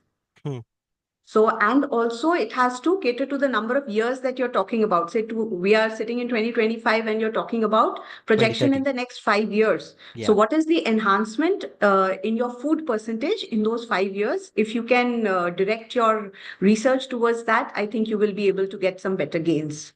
Yeah. Okay, that's all from mine. Thank you. Okay. Thank you so much for your questions. Harish, you can now leave the room and go to the student breakout room. Yeah. Okay, at this point, Thank you, ma'am. Yeah. At this point, I would just like to take a moment to thank our esteemed jury members for their valuable inputs and engaging discussions with the finalists. Now, let's move ahead with our next finalist, who is Aditya Singh from Manav Rachna International School, Mohali, Punjab. He will be sharing his ideas for contribution towards SDG 2, Zero Hunger. Aditya, we are ready to hear from you. So be specific for the timeline slots. Okay, we are already running short of time. 8 minutes, not more than that for the presentation. I'm give you a pin at 1.5 minutes left for your presentation. Okay, kindly go ahead. Ma'am, am I audible, ma'am? Yeah, you are audible. You can share your screen and go ahead. Yeah. Ma'am, is my screen visible, ma'am? Yeah, it is visible. A world without farmers is like a tree without fruit. Good afternoon, everyone. My name is Singh. I am a student of grade 9 at Manav Rachna International School, Mohali, Punjab. My project comes under the SDG 2, Zero Hunger, SDG 8, Decent Work and Economic Growth, and SDG 12, Responsible Consumption and Production. My project name is AgriBot. It is a smart farming assistant for small farmers. The problem definition. There is declining yields and rising costs. Small farmers struggle with unpredictable weather patterns, depleting soil fertility and inefficient resource use, leading to lower crop productivity and higher operational costs. There is labor shortages and migration. With rural to urban migration accelerating, there is a severe shortage of farm labor, increasing dependency on expensive seasonal workers. Climate change and soil degradation. Extreme weather events, prolonged droughts, and poor soil conditions make cultivation increasingly difficult, threatening food security in India. Lack of affordable mechanization. High costs and limited access to modern farming equipments prevent small farmers from adopting precision agriculture, keeping them reliant on inefficient manual methods. Knowledge and technological gaps. Many smallholders farmers lack access to real-time data on soil health, irrigational needs, and pest control, leading to suboptimal farming decisions. The solution to all of these problems is AgriBot. It is a smart farming assistant for small farmers. It is an affordable, autonomous robotic solution. It can monitor crop health as well as growth. It consists of multispectral cameras with NDVI sensors which analyze plant health, RGB cameras, and AI, which detect diseases, pests, and growth stages. Soil and water analysis. Soil moisture sensors monitor the soil level. pH sensors check the soil acidity for better fertilizer use. NPK sensors are present to measure nitrogen, phosphorus, and potassium. Weather and environmental monitoring. The temperature and humidity sensors are to prevent crop stress. CO2 sensors are present to measure carbon dioxide for plant growth. There are rain sensors also present in this project, which detects rainfall for irrigational control. Weeds and pest detections. For this detection, we require thermal camera, which identify pest hotspots, ultrasonic sensors, which detect large obstacles like animal and people. My project is mapped with the following SDGs. SDG 2, it improves agricultural productivity and sustainability. SDG 8, it enhances farm labor's efficiency. SDG 12, it reduces chemical overuse and improves the resource management. The social and environmental impact of my project is always in a positive way. The social impact, it reduces labor incentives tasks, it improves farmers' livelihood, and the environmental impact is that it optimizes water and pesticide usage, reducing environmental footprints. The economic impact is that it lowers input costs, higher yields, and increased profit for farmers. The targeted market for the audience is small and medium-scale farmers, cooperatives, and agricultural startups. The market size is over 570 million smallholders farms worldwide, with a large opportunity of affordable agricultural automation, business model, and feasibility. This project aims to sell the robots to the farmers directly. It also offers subscription-based farm monitoring systems. It also gives partnership with agricultural cooperatives and NGOs. The prototype integration. It is equipped with multispectral cameras and sensors and AI-based analysis. So how this project works? The robot scans crops, analyzes soil and plant health, and provides actionable insights. It can even irrigate the soil completely. Testing and feedback. Initial field trials indicate that 70% of the there is reduction of 70% of the pesticides, 55% of water saving, 40% of yield increase. The total cost of the manufacturing of my project is 35,000 rupees. Thank you. That's all from me. Okay. Thanks for your presentation. Now we are open for Q&A. Yes, ma'am. Jury members, kindly put your questions forward.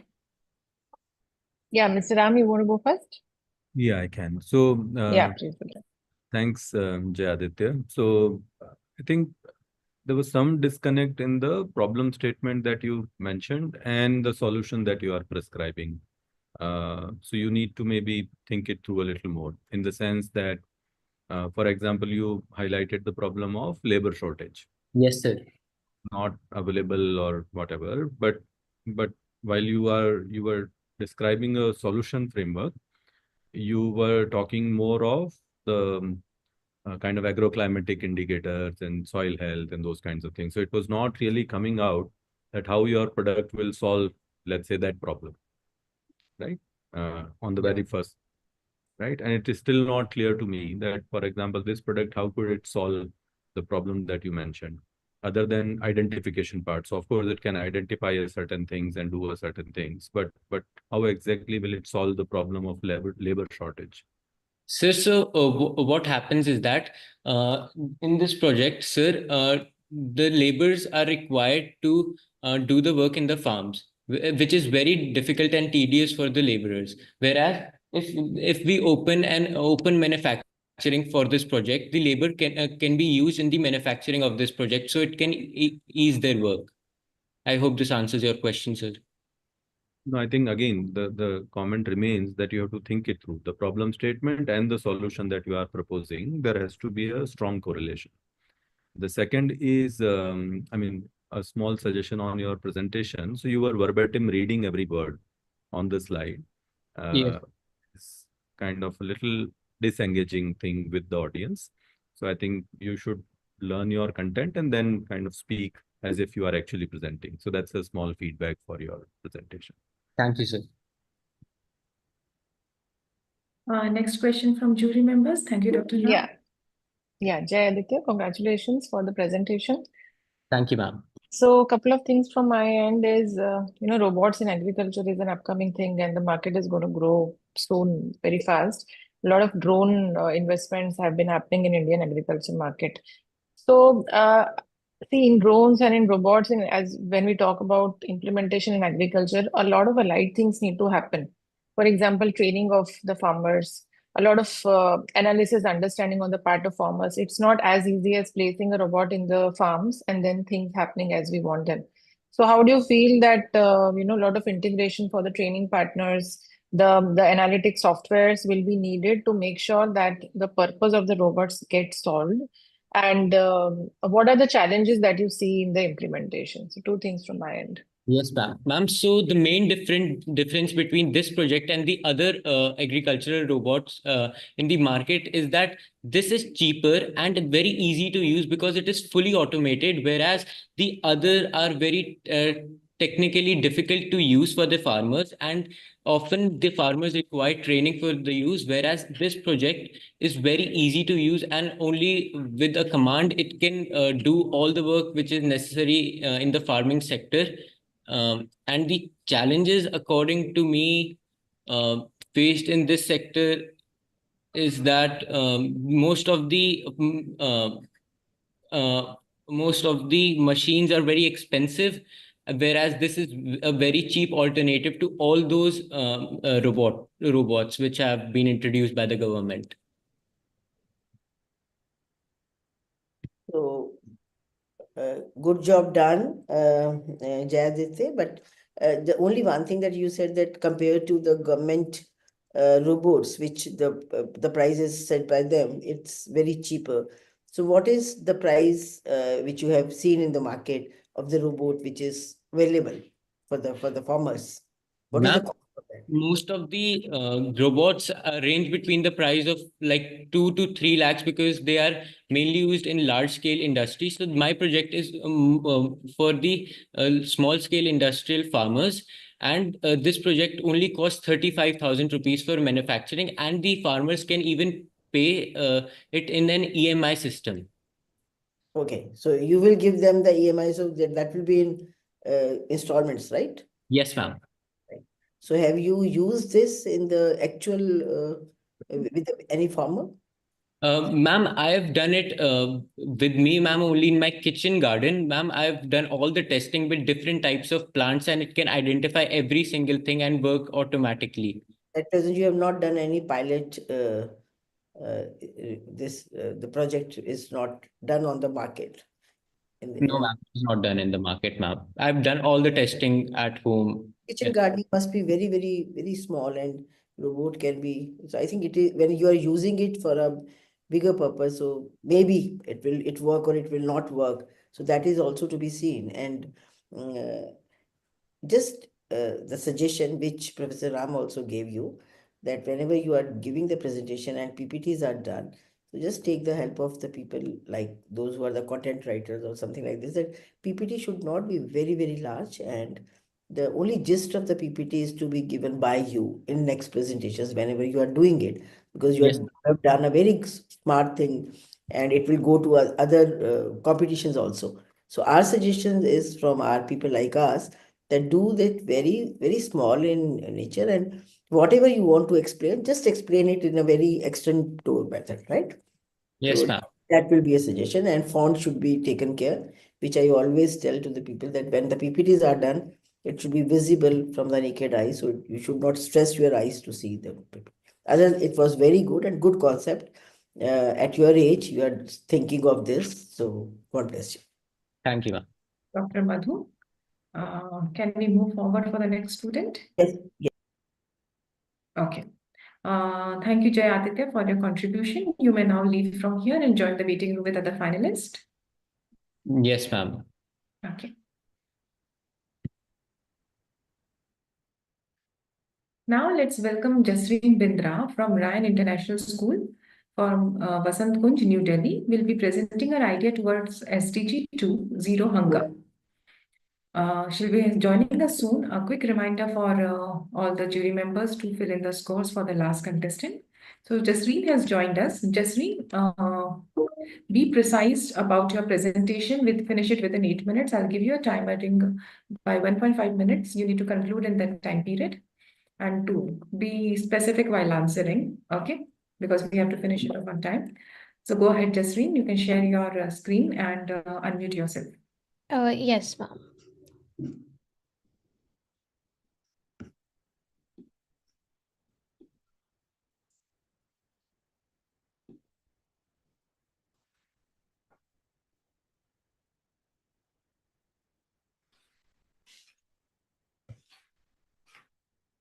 Can we start sharing your screen? Yeah, it is visible now. Visible? Okay. Yeah, you can start. Okay. Once Guru Nanak Dev Ji, the very first Guru of Sikhs, was given 20 rupees and tasked to make a profitable business. He used the entire amount to feed the hungry, calling it Sacha Sauda. With this, greetings to one and all present here. I am Justine Bindra from Ryan International School, Vasant Kunj, and I present to you my idea, Sacha Sauda, inspired by his principle on the SDG 2. The problem statement. Imagine this, you are at a grand Indian wedding with lavish buffets like biryani, paneer. But have you ever wondered, once the event ends, where does this leftover food go to? Most of it ends up in trash.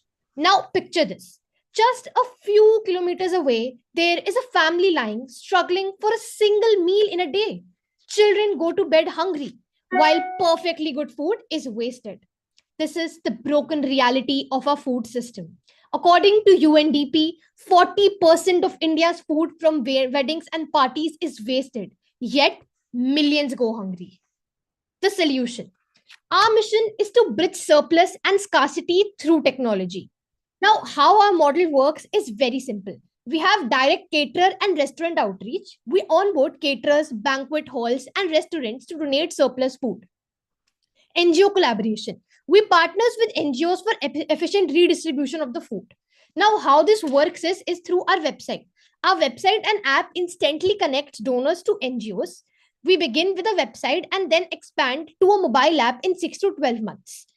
So our website, the donors, the caterers, and the restaurants register through a very simple registration form where they upload the information about the leftover food. The information directly reaches to the NGOs. Once they log in, they'll be able to see the leftover food and will be able to request for a donation request. Now, in the next 6 to 12 months, we plan to expand our app through 3 features. Route optimization. AI-driven route planning with that will ensure faster delivery and lower costs. Second, live tracking and alerts. Donors and NGOs will be able to track the food in real time, which will ensure that the food is reaching to its final beneficiaries and not going to spoil. Lastly, automated pickup scheduling. Donors will be able to schedule food pickups and our system will assign the most efficient partner. Now, all of this will be working through our website, whose prototype I'll be showing in the end. Now, talking about the food safety and logistics transportation, in the initial phases, as we have less resources, we will be training catering partners to ensure that food safety and hygiene is maintained. Later on, as we expand with more resources, we'll be appointing food safety officers that will be overseeing hygiene as we scale. Now, talking about the transportation, which is like a major part in our whole procedure, because transportation is required for quick delivery and to avoid spoilage. So for transportation, we are planning to have CSR funded logistics. And as we expand, we plan to integrate EVs for sustainability. So how this will work is businesses who want to fulfill their CSR obligations will contribute to our business by fulfilling their CSR obligations, and this will help us for transportation. Now, how this all is working with the SDG is as we are targeting SDG 2, that is zero hunger, by redistributing surplus food from events and restaurants to those in need. And as we are redistributing the food, this is giving a major plan in government's policies for food reduction wastage.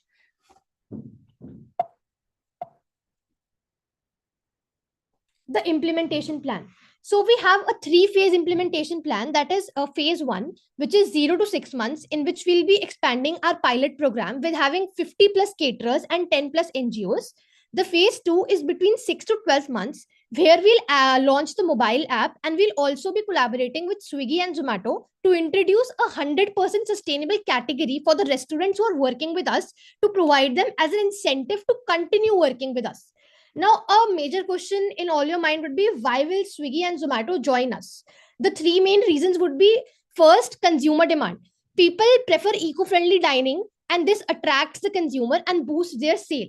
Second would be the government policies. So sustainability laws push towards waste reduction, and they will overall benefit from this. Lastly, operational efficiency. As our model reduces the restaurant's food wastage, this will reduce the overall waste disposal cost as well, encouraging more food businesses to join. The phase 3 will be between 1 to 2 years. Here we'll be expanding to metro cities like Mumbai, Bangalore, Hyderabad, and Chennai. Here we also plan to collaborate with government for getting a sustainability certificate to the caterers that will incentivize them to work with us for longer. Now, again, a very similar question. Why will government be interested in doing this? A very simple reason to that is India wastes 92,000 crore worth of food annually, and the government is actively seeking for food reduction programs. However, obtaining a sustainability certificate is a long and a very complicated procedure. So here's how we solve this. So we'll work with government agencies to simplify and speed up this whole process. Secondly, our platform will offer a guide to help the caterers meet sustainability standards. And lastly, as our app collects data on food donations and its impacts, this supports the overall necessary document procedure as well. Last 1 minute for you to go, Justine. Yes. So talking about the financial model, we Here is our budget. This total costs up to 1,20,000. Okay, so now I would like to show my prototype. So this is the website we have made. This is the main page. It is about in the about section we have the information about Sacha Sauda, how it all started and how it's going. We can't see the website, Justine. Okay. Still, your PPT is seen on the screen. I'll have to reshare then, just a second.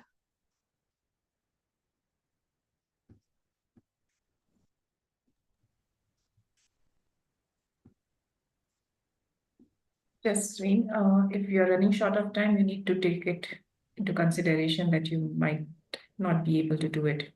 Ma'am, just a second. I'm done. Just a second.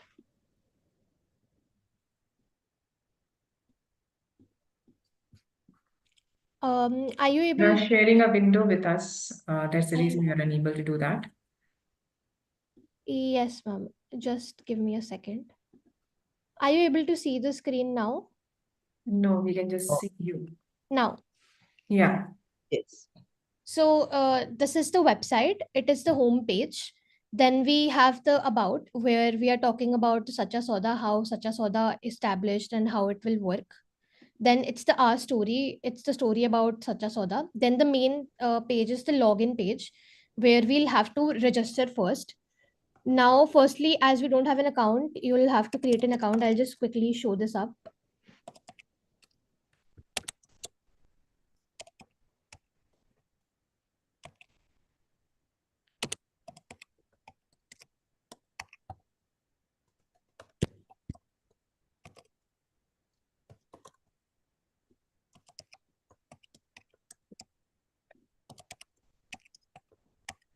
Right.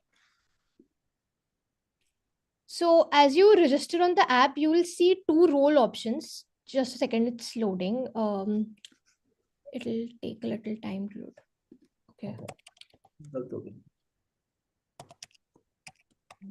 Justine, you can just give a view of what you are trying to project rather than showing it physically here, because you are delaying it. So, Yeah. right. So as I open the login page, it will show me two options, roles, whether to join as an NGO or to join as a restaurant or caterer. So once I select my role, we have some questions about, for example, I select my role as a caterer. I have some questions about the address of the caterer, the name, the vendor, which is the general information. Then the major questions would be about how much food is left, what is the quality of the food, is it like raw material or is it prepared, and what will be the efficient days the food will be available for delivery. So all of this information is filled by the caterer and it directly goes to the NGOs once you log in as an NGO to our page. So NGOs will be able to directly see this information and will be able to request for a donation request. And then, as I told, we have done the transportation through CSR, they will be able to do it. We also did like a pilot survey in Delhi with Cooks Caterers and Pragyata Justine, your presentation is already over. You are prolonging too long to answer your question. Dr. Gitika or Dr. Madhu, Dr. Ram, questions from your end? If she is answered and we have to go forward, let me know. Yeah, I think we're running short of time, so we'll do it quickly. So, Justine, very nice presentation. I'd like to compliment for the way you have presented your thing. The concept is really very nice. So this sector, a lot of NGOs are working in fragmentation. So there'll be people who are working in cities, nearby cities. So something which needs consideration is that this platform will never be able to work alone. You will need collaborations of the caterers as well as of the NGOs. So self-sustainability will always be a concern because you'll be dependent on two parties. Food packaging, delivery, transportation, there is a lot of complexity which is involved in this particular thing.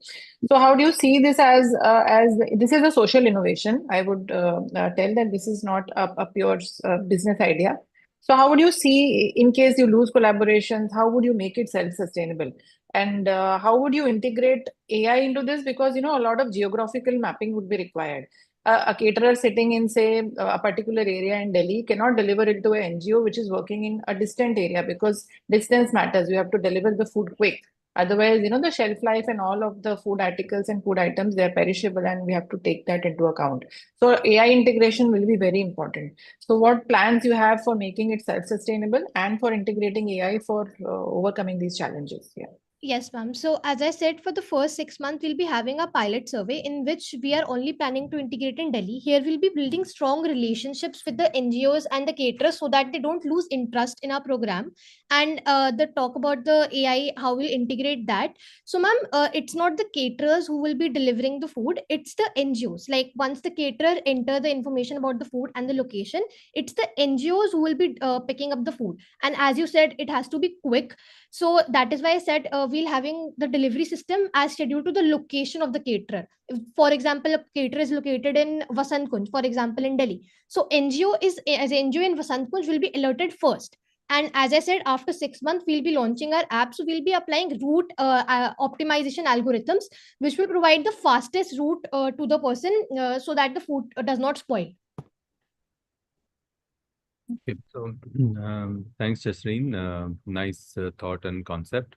I have 2 points. One is, have you tried to find out the current supply chain of the food that is left over and what is happening to that? Because I know that the waste is not really waste. I mean, it goes on through several iterations, including kind of ending up into piggeries and all kinds of things. I mean, of course, there are several NGOs that work in this area and so on. And the second is hypothetically assuming that you would be able to collect all these food, how would you distribute to the people who might kind of need the food? Okay, sir.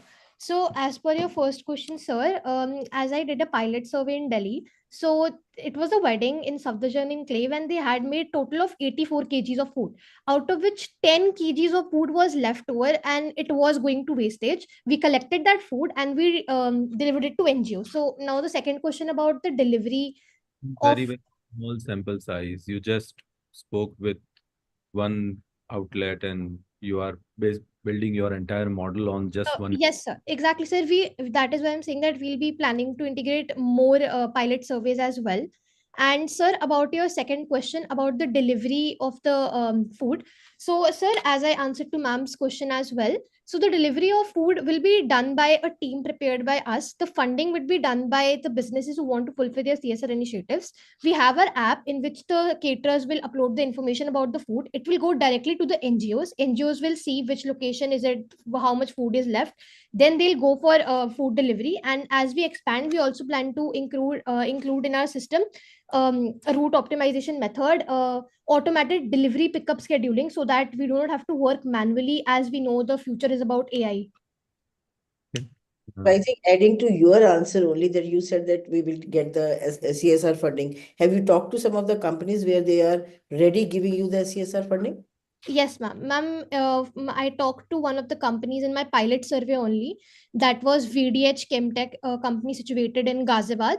So they agreed on giving me funding for fulfilling their CSR obligations. My transportation of my first pilot survey was done through their CSR funding only. Good presentation. You're so confident. God bless you. Good. Thank you. Okay, now we'll move forward for the next contestant. Justine, you can go to the waiting student breakout room. Yeah. So now next one we have with us is Kavita Miss. He is from Ashok Leyland School, Household, Tamil Nadu. Will be sharing his presentation for contribution towards SDG 11, Sustainable Cities and Communities. Reminder for jury members to give the scores for the last one. Are we having our next presenter here? Yes. Okay. Yeah. So M. Kavita Miss, you can just start with your presentation. Kindly stick to the timeline and precise while answering. You can share your screen and mute yourself. Good afternoon, ma'am. Yeah. Start with your presentation.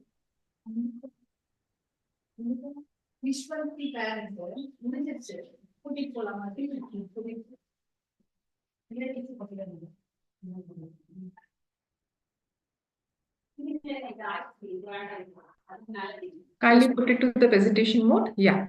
Okay. Good afternoon, everyone. This is Kavish of grade 9 from the Ashok Leland School. Plants grown in pots in our houses needs watering every day. This makes the inmates to depend on someone even when they are in a shortage. Most of the water is used for watering plants is getting evaporated, making the freshwater level to go further down. Frequent pumping of water without its replenishment leads to quick depletion. Hence, we came up with the idea of using water retention ring, which is made up of biodegradable materials such as coconut fiber, banana fiber, sugarcane bagasse, and jute. The materials which have been used have high water retention capacity. Making of these rings. Arrange banana fiber, coconut fiber, and sugarcane bagasse in a line. Tie them with jute rope to form a stick. Bend the stick, join the ends with excess jute rope. We chose these materials because coconut fiber have 153% of water absorption, sugarcane bagasse have 153% of water absorption, and banana fiber have 495% of water absorption. The calculation for water absorption capacity is weight after immersion minus weight before immersion by weight before immersion into 100.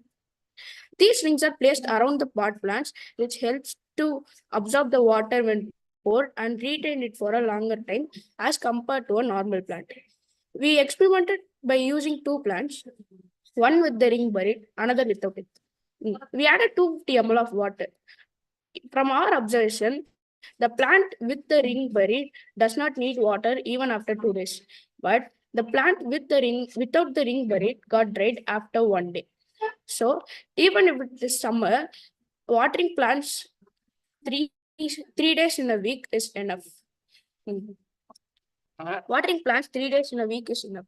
We have tried this in our school, providing to our classmates and school teachers. Their feedback was as same as our observation. Mapped with SDG. Water conservation by using water retention ring, which is made up of biodegradable materials like coconut fiber, sugarcane bagasse, banana fiber, and jute. The project helps to reduce water usage. This is especially important in water scarce region where groundwater depletion is a critical issue. Sustainable materials. The use of eco-friendly biodegradable materials means that these rings decomposes naturally over time. These rings decomposes naturally over time, avoiding pollution and reducing the environmental footprints as compared to plastic-based drip irrigation systems. Having plants in all houses are very essential in reducing stress levels and eliminating air pollutants, social and environmental impacts. The project provides a low-cost solution of ₹10 per ring for household plant care, making the water conservation accessible to a wider population, particularly in water-scarce areas where expensive drip irrigation systems may not be used. Ease of use. These rings are easy to transport, install, and maintain, reducing the need for dependency on others to water plants when individuals are away from home. This improves the convenience and peace of mind for households. Improvements. As the jute rope might take more time to disintegrate, we plan to use banana fiber rope, which lasts about 6 months to 1 year, areca palm strips, which decomposes in 6 months to 2 years. Further, adding vermicompost as a layer is rich in beneficial microbes like bacteria, fungi, and actinomycetes. As the ring decomposes, these microbes will colonize the surrounding, allowing the plant for nutrient availability. We have observed that these rings disintegrate for past 1 year. It completely disintegrates, which again will act as a nutrition-rich layer, water retention layer of soil. Future scope. The local production, we plan to collaborate with nearby government school, procure raw material, and prepare water retention rig with their help. These things will be used in their schools and nearby government schools to enhance green cover. Enhanced water efficiency. Adding microorganism, vermicompost, or biochar to rings for better water retention, which improve the soil health and reducing the use of fertilizers. Thank you, ma'am. Okay, Thank you so much, M. Kavita Miss. We are open for Q&A. That was a very precise presentation. We are open for Q&A. Yeah, judges, you can put forward your questions, please. Sure, I can go maybe.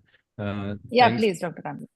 Yeah, thanks. Very nice thought and idea. Have you also created any business model around it?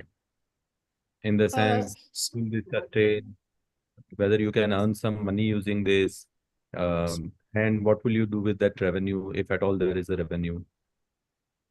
Sir, actually, we are planning to do automatic machines to provide these rings, sir. And also, from the small scale businesses, we are planning to get these rings, sir. So by this, we can sell it in market and have a good price. You have to think a little more on that front. I think you've done some experiment, which is nice. The water retention is enhanced, and you have some kind of organic kind of material which is out there. But I think you also need to think through about the financial part. Good luck. Yeah, I think Kavita Miss, it is really innovative.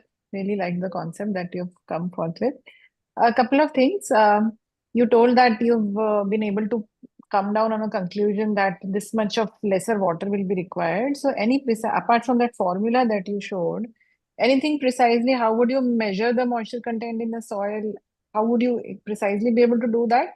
And the second thing is, how would somebody know that the ring is decomposed? Is there a parameter or is there an indicator by which the person would be able to know that my ring is now decomposed and I need to change it or something else needs to be done?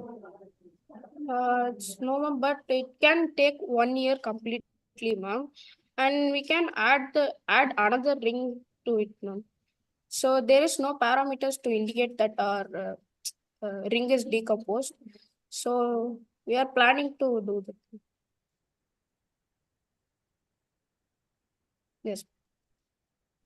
I think Madam, you can, yeah. Yeah, so I think Gitika, his project is good job done, but I think your project is a very early stages and you have not done the market survey. And so you mentioned many points there that I will use vermicompost and something like this. So how you will use this vermicompost concept in your project? Ma'am, actually, we can add as a layer, ma'am, inside the rings, as we can introduce inside the rings by when we are making it. So if you work there, it is in your campus, the vermicompost plant, or you have seen some? Yes, ma'am. Yeah, it's there, right? So you are creating Yes, the manure from there. ma'am. So you will use that product. Yes, ma'am. Now school we can use. Okay. Now moving on we are done with Q&A. So now moving on with the next part. M. Kavita Miss, you can now leave the room and you can go to the waiting room, the student breakout room. Thank you. Okay. And now we have reached to our finalist, that is Nishant Gajari from Wisdom World School, Wakad, Maharashtra, with his idea on SDG 11, Sustainable Cities and Communities. So Nishant is there.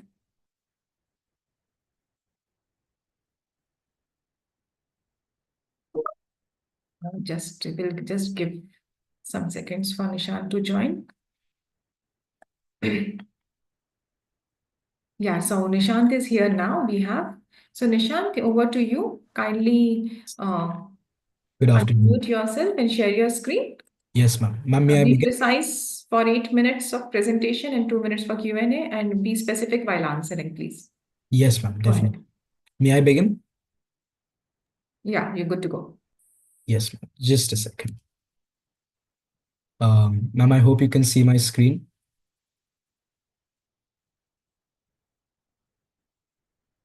I'm so sorry.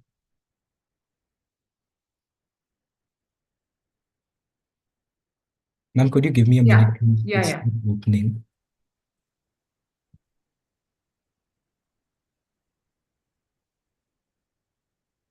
Reshare your screen.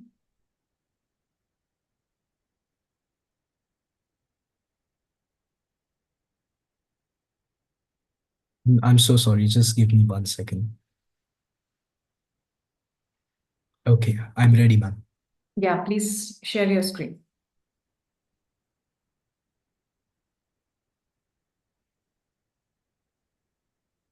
Okay. Yes, ma'am. Ma'am, is the video panel being seen on the side, or Yeah, can you there's can start. okay. Good morning, esteemed jury. My name is Nishant Gajari. I'm a student of Class 8 at Wisdom World School, Bhakad in Pune, Maharashtra. I present a community-based waste management app, a way to tackle a prevalent nemesis with modern capabilities. One of the most pestering problems of the modern age is that there is a prevalent lack of cleanliness in certain of every city and community of the world. This can be observed even in the most opulent cities, be it Mumbai, Delhi, Shanghai, San Francisco. It is everywhere, you name it. And the reason that these conditions go unnoticed is because the people living in these districts come from weak socioeconomic conditions, due to which the authorities simply turn a blind eye towards them, as they have no way to voice their concerns. And the uncleanliness in that area prevails. As an example, I would like to show you Mahul, a neighborhood in Mumbai, and this street in Kolkata. Mumbai and Kolkata are considered to be some of the most extravagant cities in our nation. It is such a pity to see them in such a state today. And these last three problems result in the formation of a vicious circle, which lead to no improvement of this situation as a whole.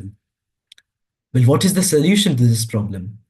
The solution is a community-based waste management app, an app built for an area and its people, inspired by the Latin concept of pro populo. The salient features of this app are that it italicizes the concerns of the people, with any reports being forwarded to the respective council. This process is as simple as walking across the street, seeing those unhygienic conditions, clicking a picture, sending them to the authorities, and then they take over. I want this app to be more than just this facility to report stuff. I want it to instill a spirit of waste management within the people. So this app educates and spreads awareness about waste management and recycling through several tutorials available on the app. And it also enables people to trade waste products if deemed useful by others. Reminds us of the common proverb, one man's trash is another's treasure. What is the good to be achieved? Well, we can implement this idea within every civic body of the nation because this application is not intensive on the software nor the hardware side. And we do not need to spend any money on the facilities. We simply aim to be a crucial link, aiding in the execution of the proper usage of resources. We can weave in through what is already there and make it better. And on initiation, no party bears any expense. It's a win-win situation. I would like to tell you all about the massive social and environmental impact brought about by this application. My application stands strongly with SDG 11, Sustainable Cities and Communities. It ensures fruitful use of the respective council's resources, and that leads to the improvement of the commoners' lives and our planet as a whole, which empowers a spirit of sustainability in our nation. It is this same spirit which I was talking about before. It brings me great sadness to say that 1.5 billion people are affected due to unhygienic conditions around the world. If implemented to its maximum potential, we can harness the power of changing the lives of a quarter of the world's living conditions as of 2025. And let's get specific. In our country, India, these crucial steps allow us to increase our healthy workforce by 240 million people. This figure is simply astronomical, and sky is truly the limit. I would like to let you all know about what happens upon initiation in the later years. By 2027 to 2030, the entirety of India will have some form of network connection. This brings us closer to aiding these very 240 million people throughout the nation. Esteemed jury, I would like to clarify that by internet connection, I do not mean a personalized router in every home, but any facility which one may have to access the internet, be it a post office, a cyber cafe, something which brings them closer to our platform and brings us closer to achieving our goals. Similarly, by 2025, the entire world seems to get this form of stable internet access, bringing us close to the greater goal of helping 1.5 billion people. I'm pleased to say that I have developed a working Python wireframe to ensure that this app runs smoothly.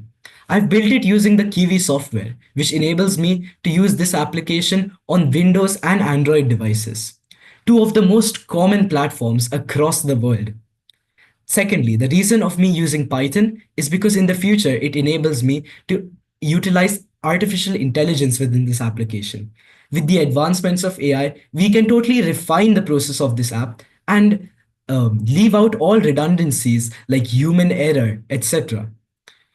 This app is currently being the data from this app is currently being backed up on a 1 terabyte hard disk within my computer. But on initiation, it can be a massive server of a massive city, or smaller municipal bodies could use hard drives, pen drives, smaller storage devices which are suitable to their budget. I plan to make the interface of this app as simple as any other mainstream app, especially in our country. Due to facilities like DigiLocker and the Aadhaar card, I believe it will have extremely easy login and usage. Let's move on to funding.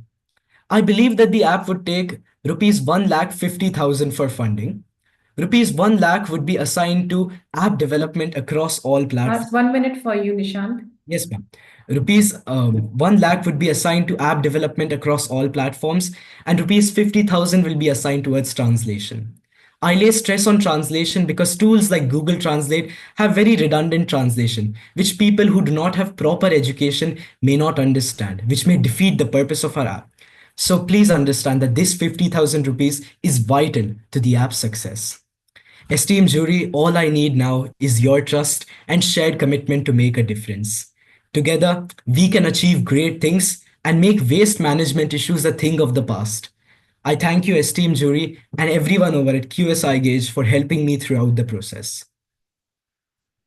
Thank you, Nishant. We are open for Q&A now. Yes, ma'am, definitely. I'll just stop sharing. Judges? Yeah, I'll take it first. Yeah. So congratulations, Nishant, for identifying a very painful area for the country today.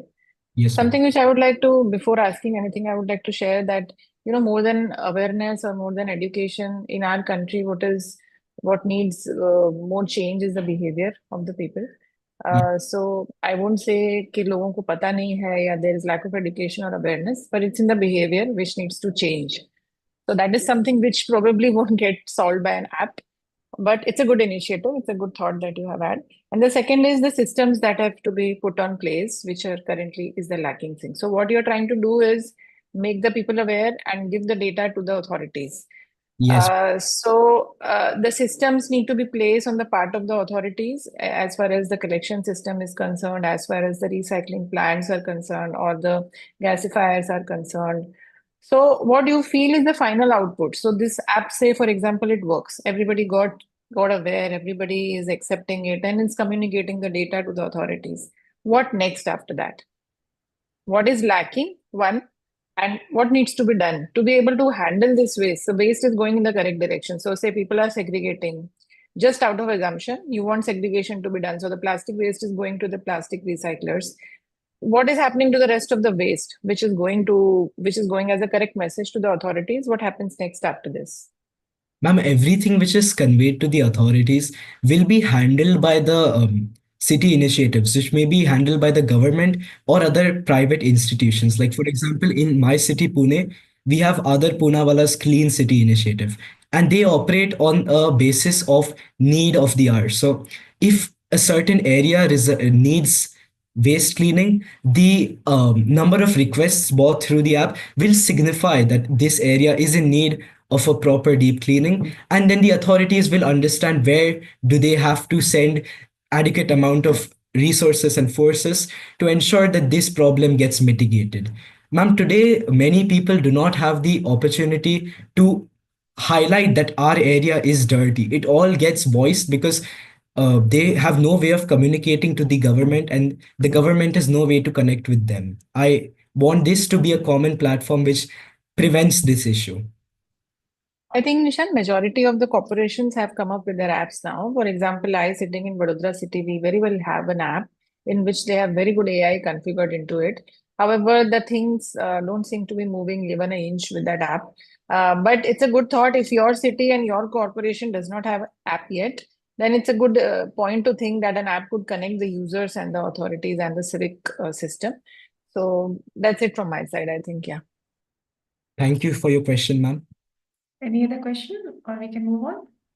Yeah, Nishant, I think, see, the point is that it's not about authority not knowing about the garbage or the situation on the streets. They do know.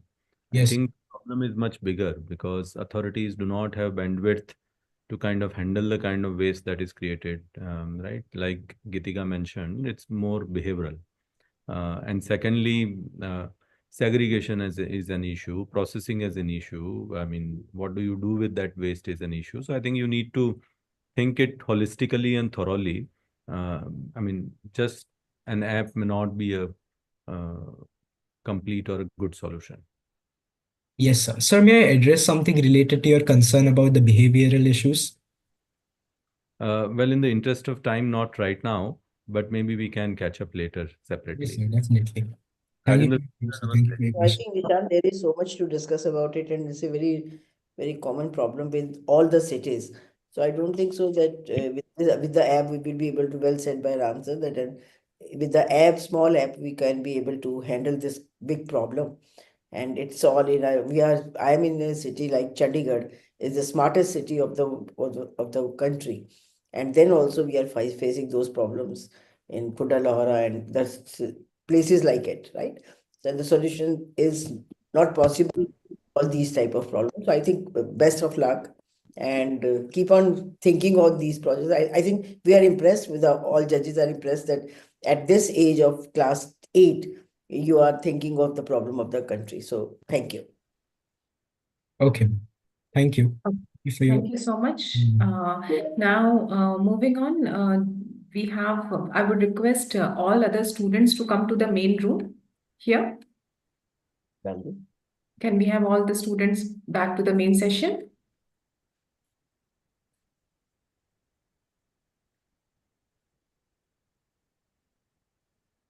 Hello.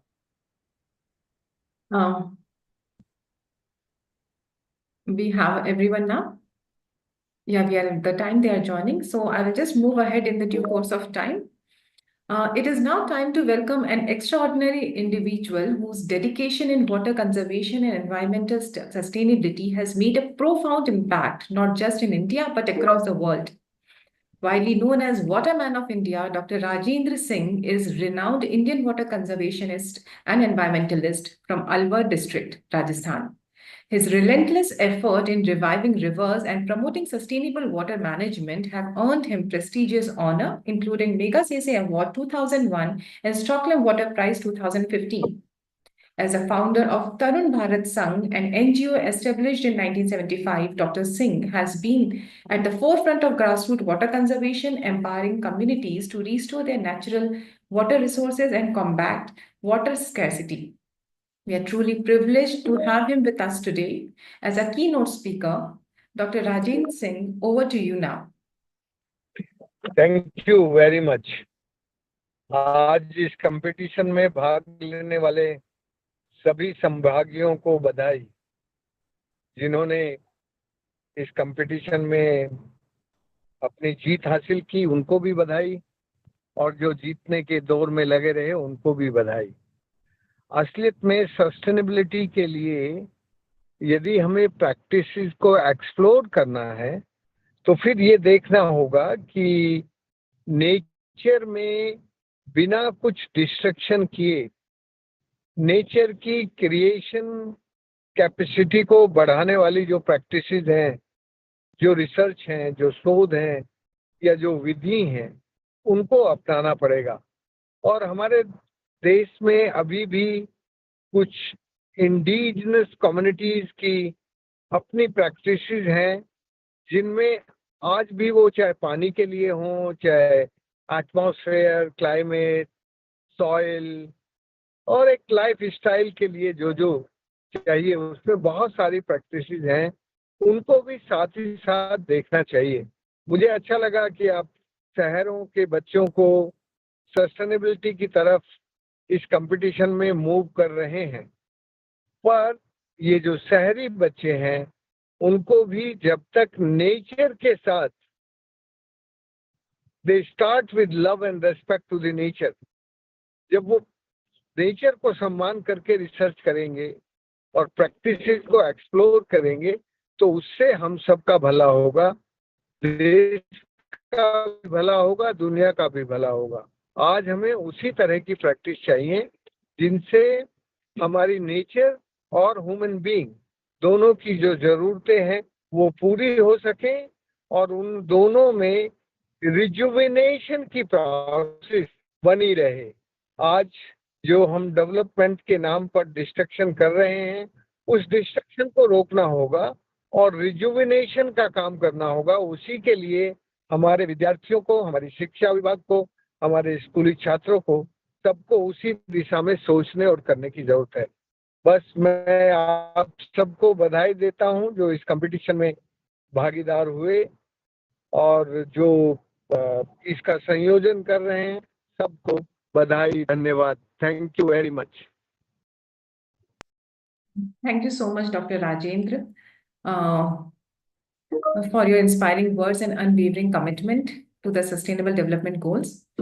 Now, moving ahead, we request our jury members to share their thoughts about today's event for 2 minutes, keeping in mind that we have to wrap up. So I would first like to invite Dr. Madhu to share her thoughts and address the students.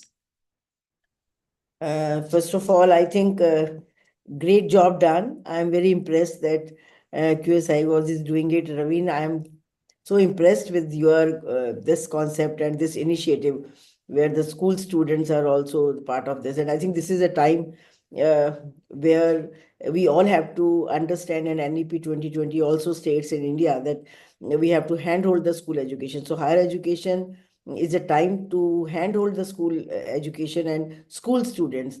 So here the students were from not only from 11th, 12th, but they were from 8th, 9th. So it's a great platform where they are working on it. And I have seen that whenever we were asking the questions and whenever the maybe PPTs can be done with the help of the seniors in the family or with the teachers. But when they were just very extempore and they were reacting to our questions, I have seen the confidence in the students. So I'm so impressed and I must appreciate your efforts. The students, best of luck to all of you. And beautiful name given, Ravin, if it is your brainchild, the PACT-Star Award. So when we start teaching the students, we always say that, and we start the day with the pledge.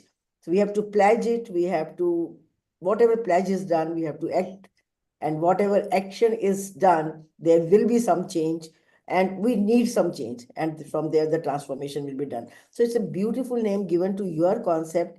We all are with you. And since you have given them, the theme is that they have to work on SDGs and SDG 17 goals. And I think they have taken the very appropriate goals where it is the need of the hour for our country to work on it. And if at this age, they start working on it, I think future is very bright for our country.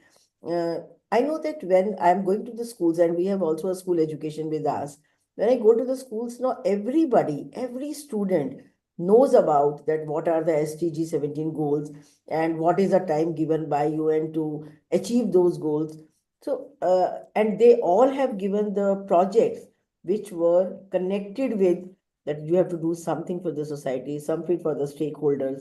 So I think it's a I on my personal behalf very thankful to Ravin making me a part of it and learning from these young kids.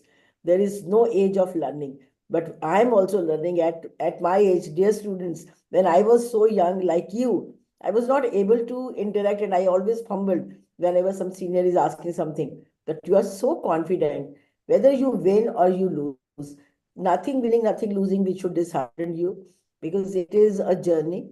well begin is half done. If you are losing, you are learning from your fellow students and from the suggestions given by people like us. So keep doing the good things and don't be disheartened, right? This is just the result. This is just a journey. Okay. Thank you. Okay.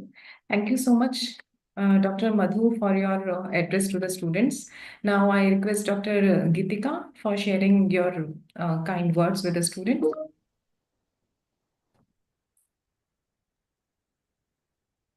Yeah. So first of all, it's a pleasure. It was a pleasure to be here. Ravin, great job done. Great initiative. And for the students, I feel that at your age, whatever you've done, you deserve a good applaud. And we don't expect business models to be coming out of this event. However, the thought process that has been put on all the ideas and initiatives is something which is really praiseworthy. And it was a pleasure to note and see that majority of you have taken, social driven innovations. You have taken environmental impact innovations, and very less of them were pure technology or pure revenue generating businesses. So that reflects the thought that our youth has today. So I feel that our country right now is embracing an inspiring trajectory centered on sustainability and innovation. And our commitment to a better future is very well evident on the prioritization of various sustainable initiatives, be it sustainable transportation through significant investments on the electrical vehicles, be it the green hydrogen mission, be it the proposed implementation of the emissions trading system via carbon credits. We are clearly on the correct path. Moreover, various schemes incentivizing the use of renewable energy resources showcase that our determination is towards transition to sustainability. And these efforts are not just policies on paper, they tell us a clear story of our commitment to paving a better future. So I feel research and innovation are the cornerstone elements for this journey. And also, collaborations are set to play a big role. With the heightened awareness and passion amongst our youth, which is all of you, I believe that future looks very promising. And your fresh and innovative ideas are precisely what we need today to tackle the challenges of tomorrow. However, for us to achieve this ultimate objective, we need a lot of work to be done, a lot of sensitization and awareness at all the levels. The school system has done it really well, and we see that recently our school also hosted a competition on the sustainable development goals idea pitching, and I was really amazed to see some of the ideas that the youth are coming now with. So we also need a sustainability and environment stewardship courses in the higher education systems as a mandate, which are coming up now. This will empower our young minds with the knowledge and tools which is necessary to drive forward the sustainable vision. So at the end, I would like to once again congratulate, and I feel that the ultimate shared vision of all of us as responsible citizens shall be to leave this planet in a condition better than in the condition that we received it. So if we all collectively work on this shared vision of doing this, I think we are on the correct track. And let us embark this journey towards a sustainable future and try to contribute the best we can. Once again, all of you are winners. Congratulations to all of you. And we look forward to shaping of these wonderful ideas into action in future. Thank you. Thank you so much, Dr. Gitika. Now, moving ahead, all participants, I request you all to switch on your cameras. All the participants can switch on their cameras. Right. Okay. And now we have arrived at the most awaited moment of the event, the announcement of the winners of the PACT-Star Award 2025. The finalists have been evaluated based on the identification of key sustainability challenges, exceptional ideas, and their ability to address the complexities of the SDGs. The passion and the dedication have been truly remarkable, making this an incredible competitive contest. Then, to announce the winners, can I have Dr. Madhu with us? Dr. Madhu? Yes. I hope you have received the list. Just wait.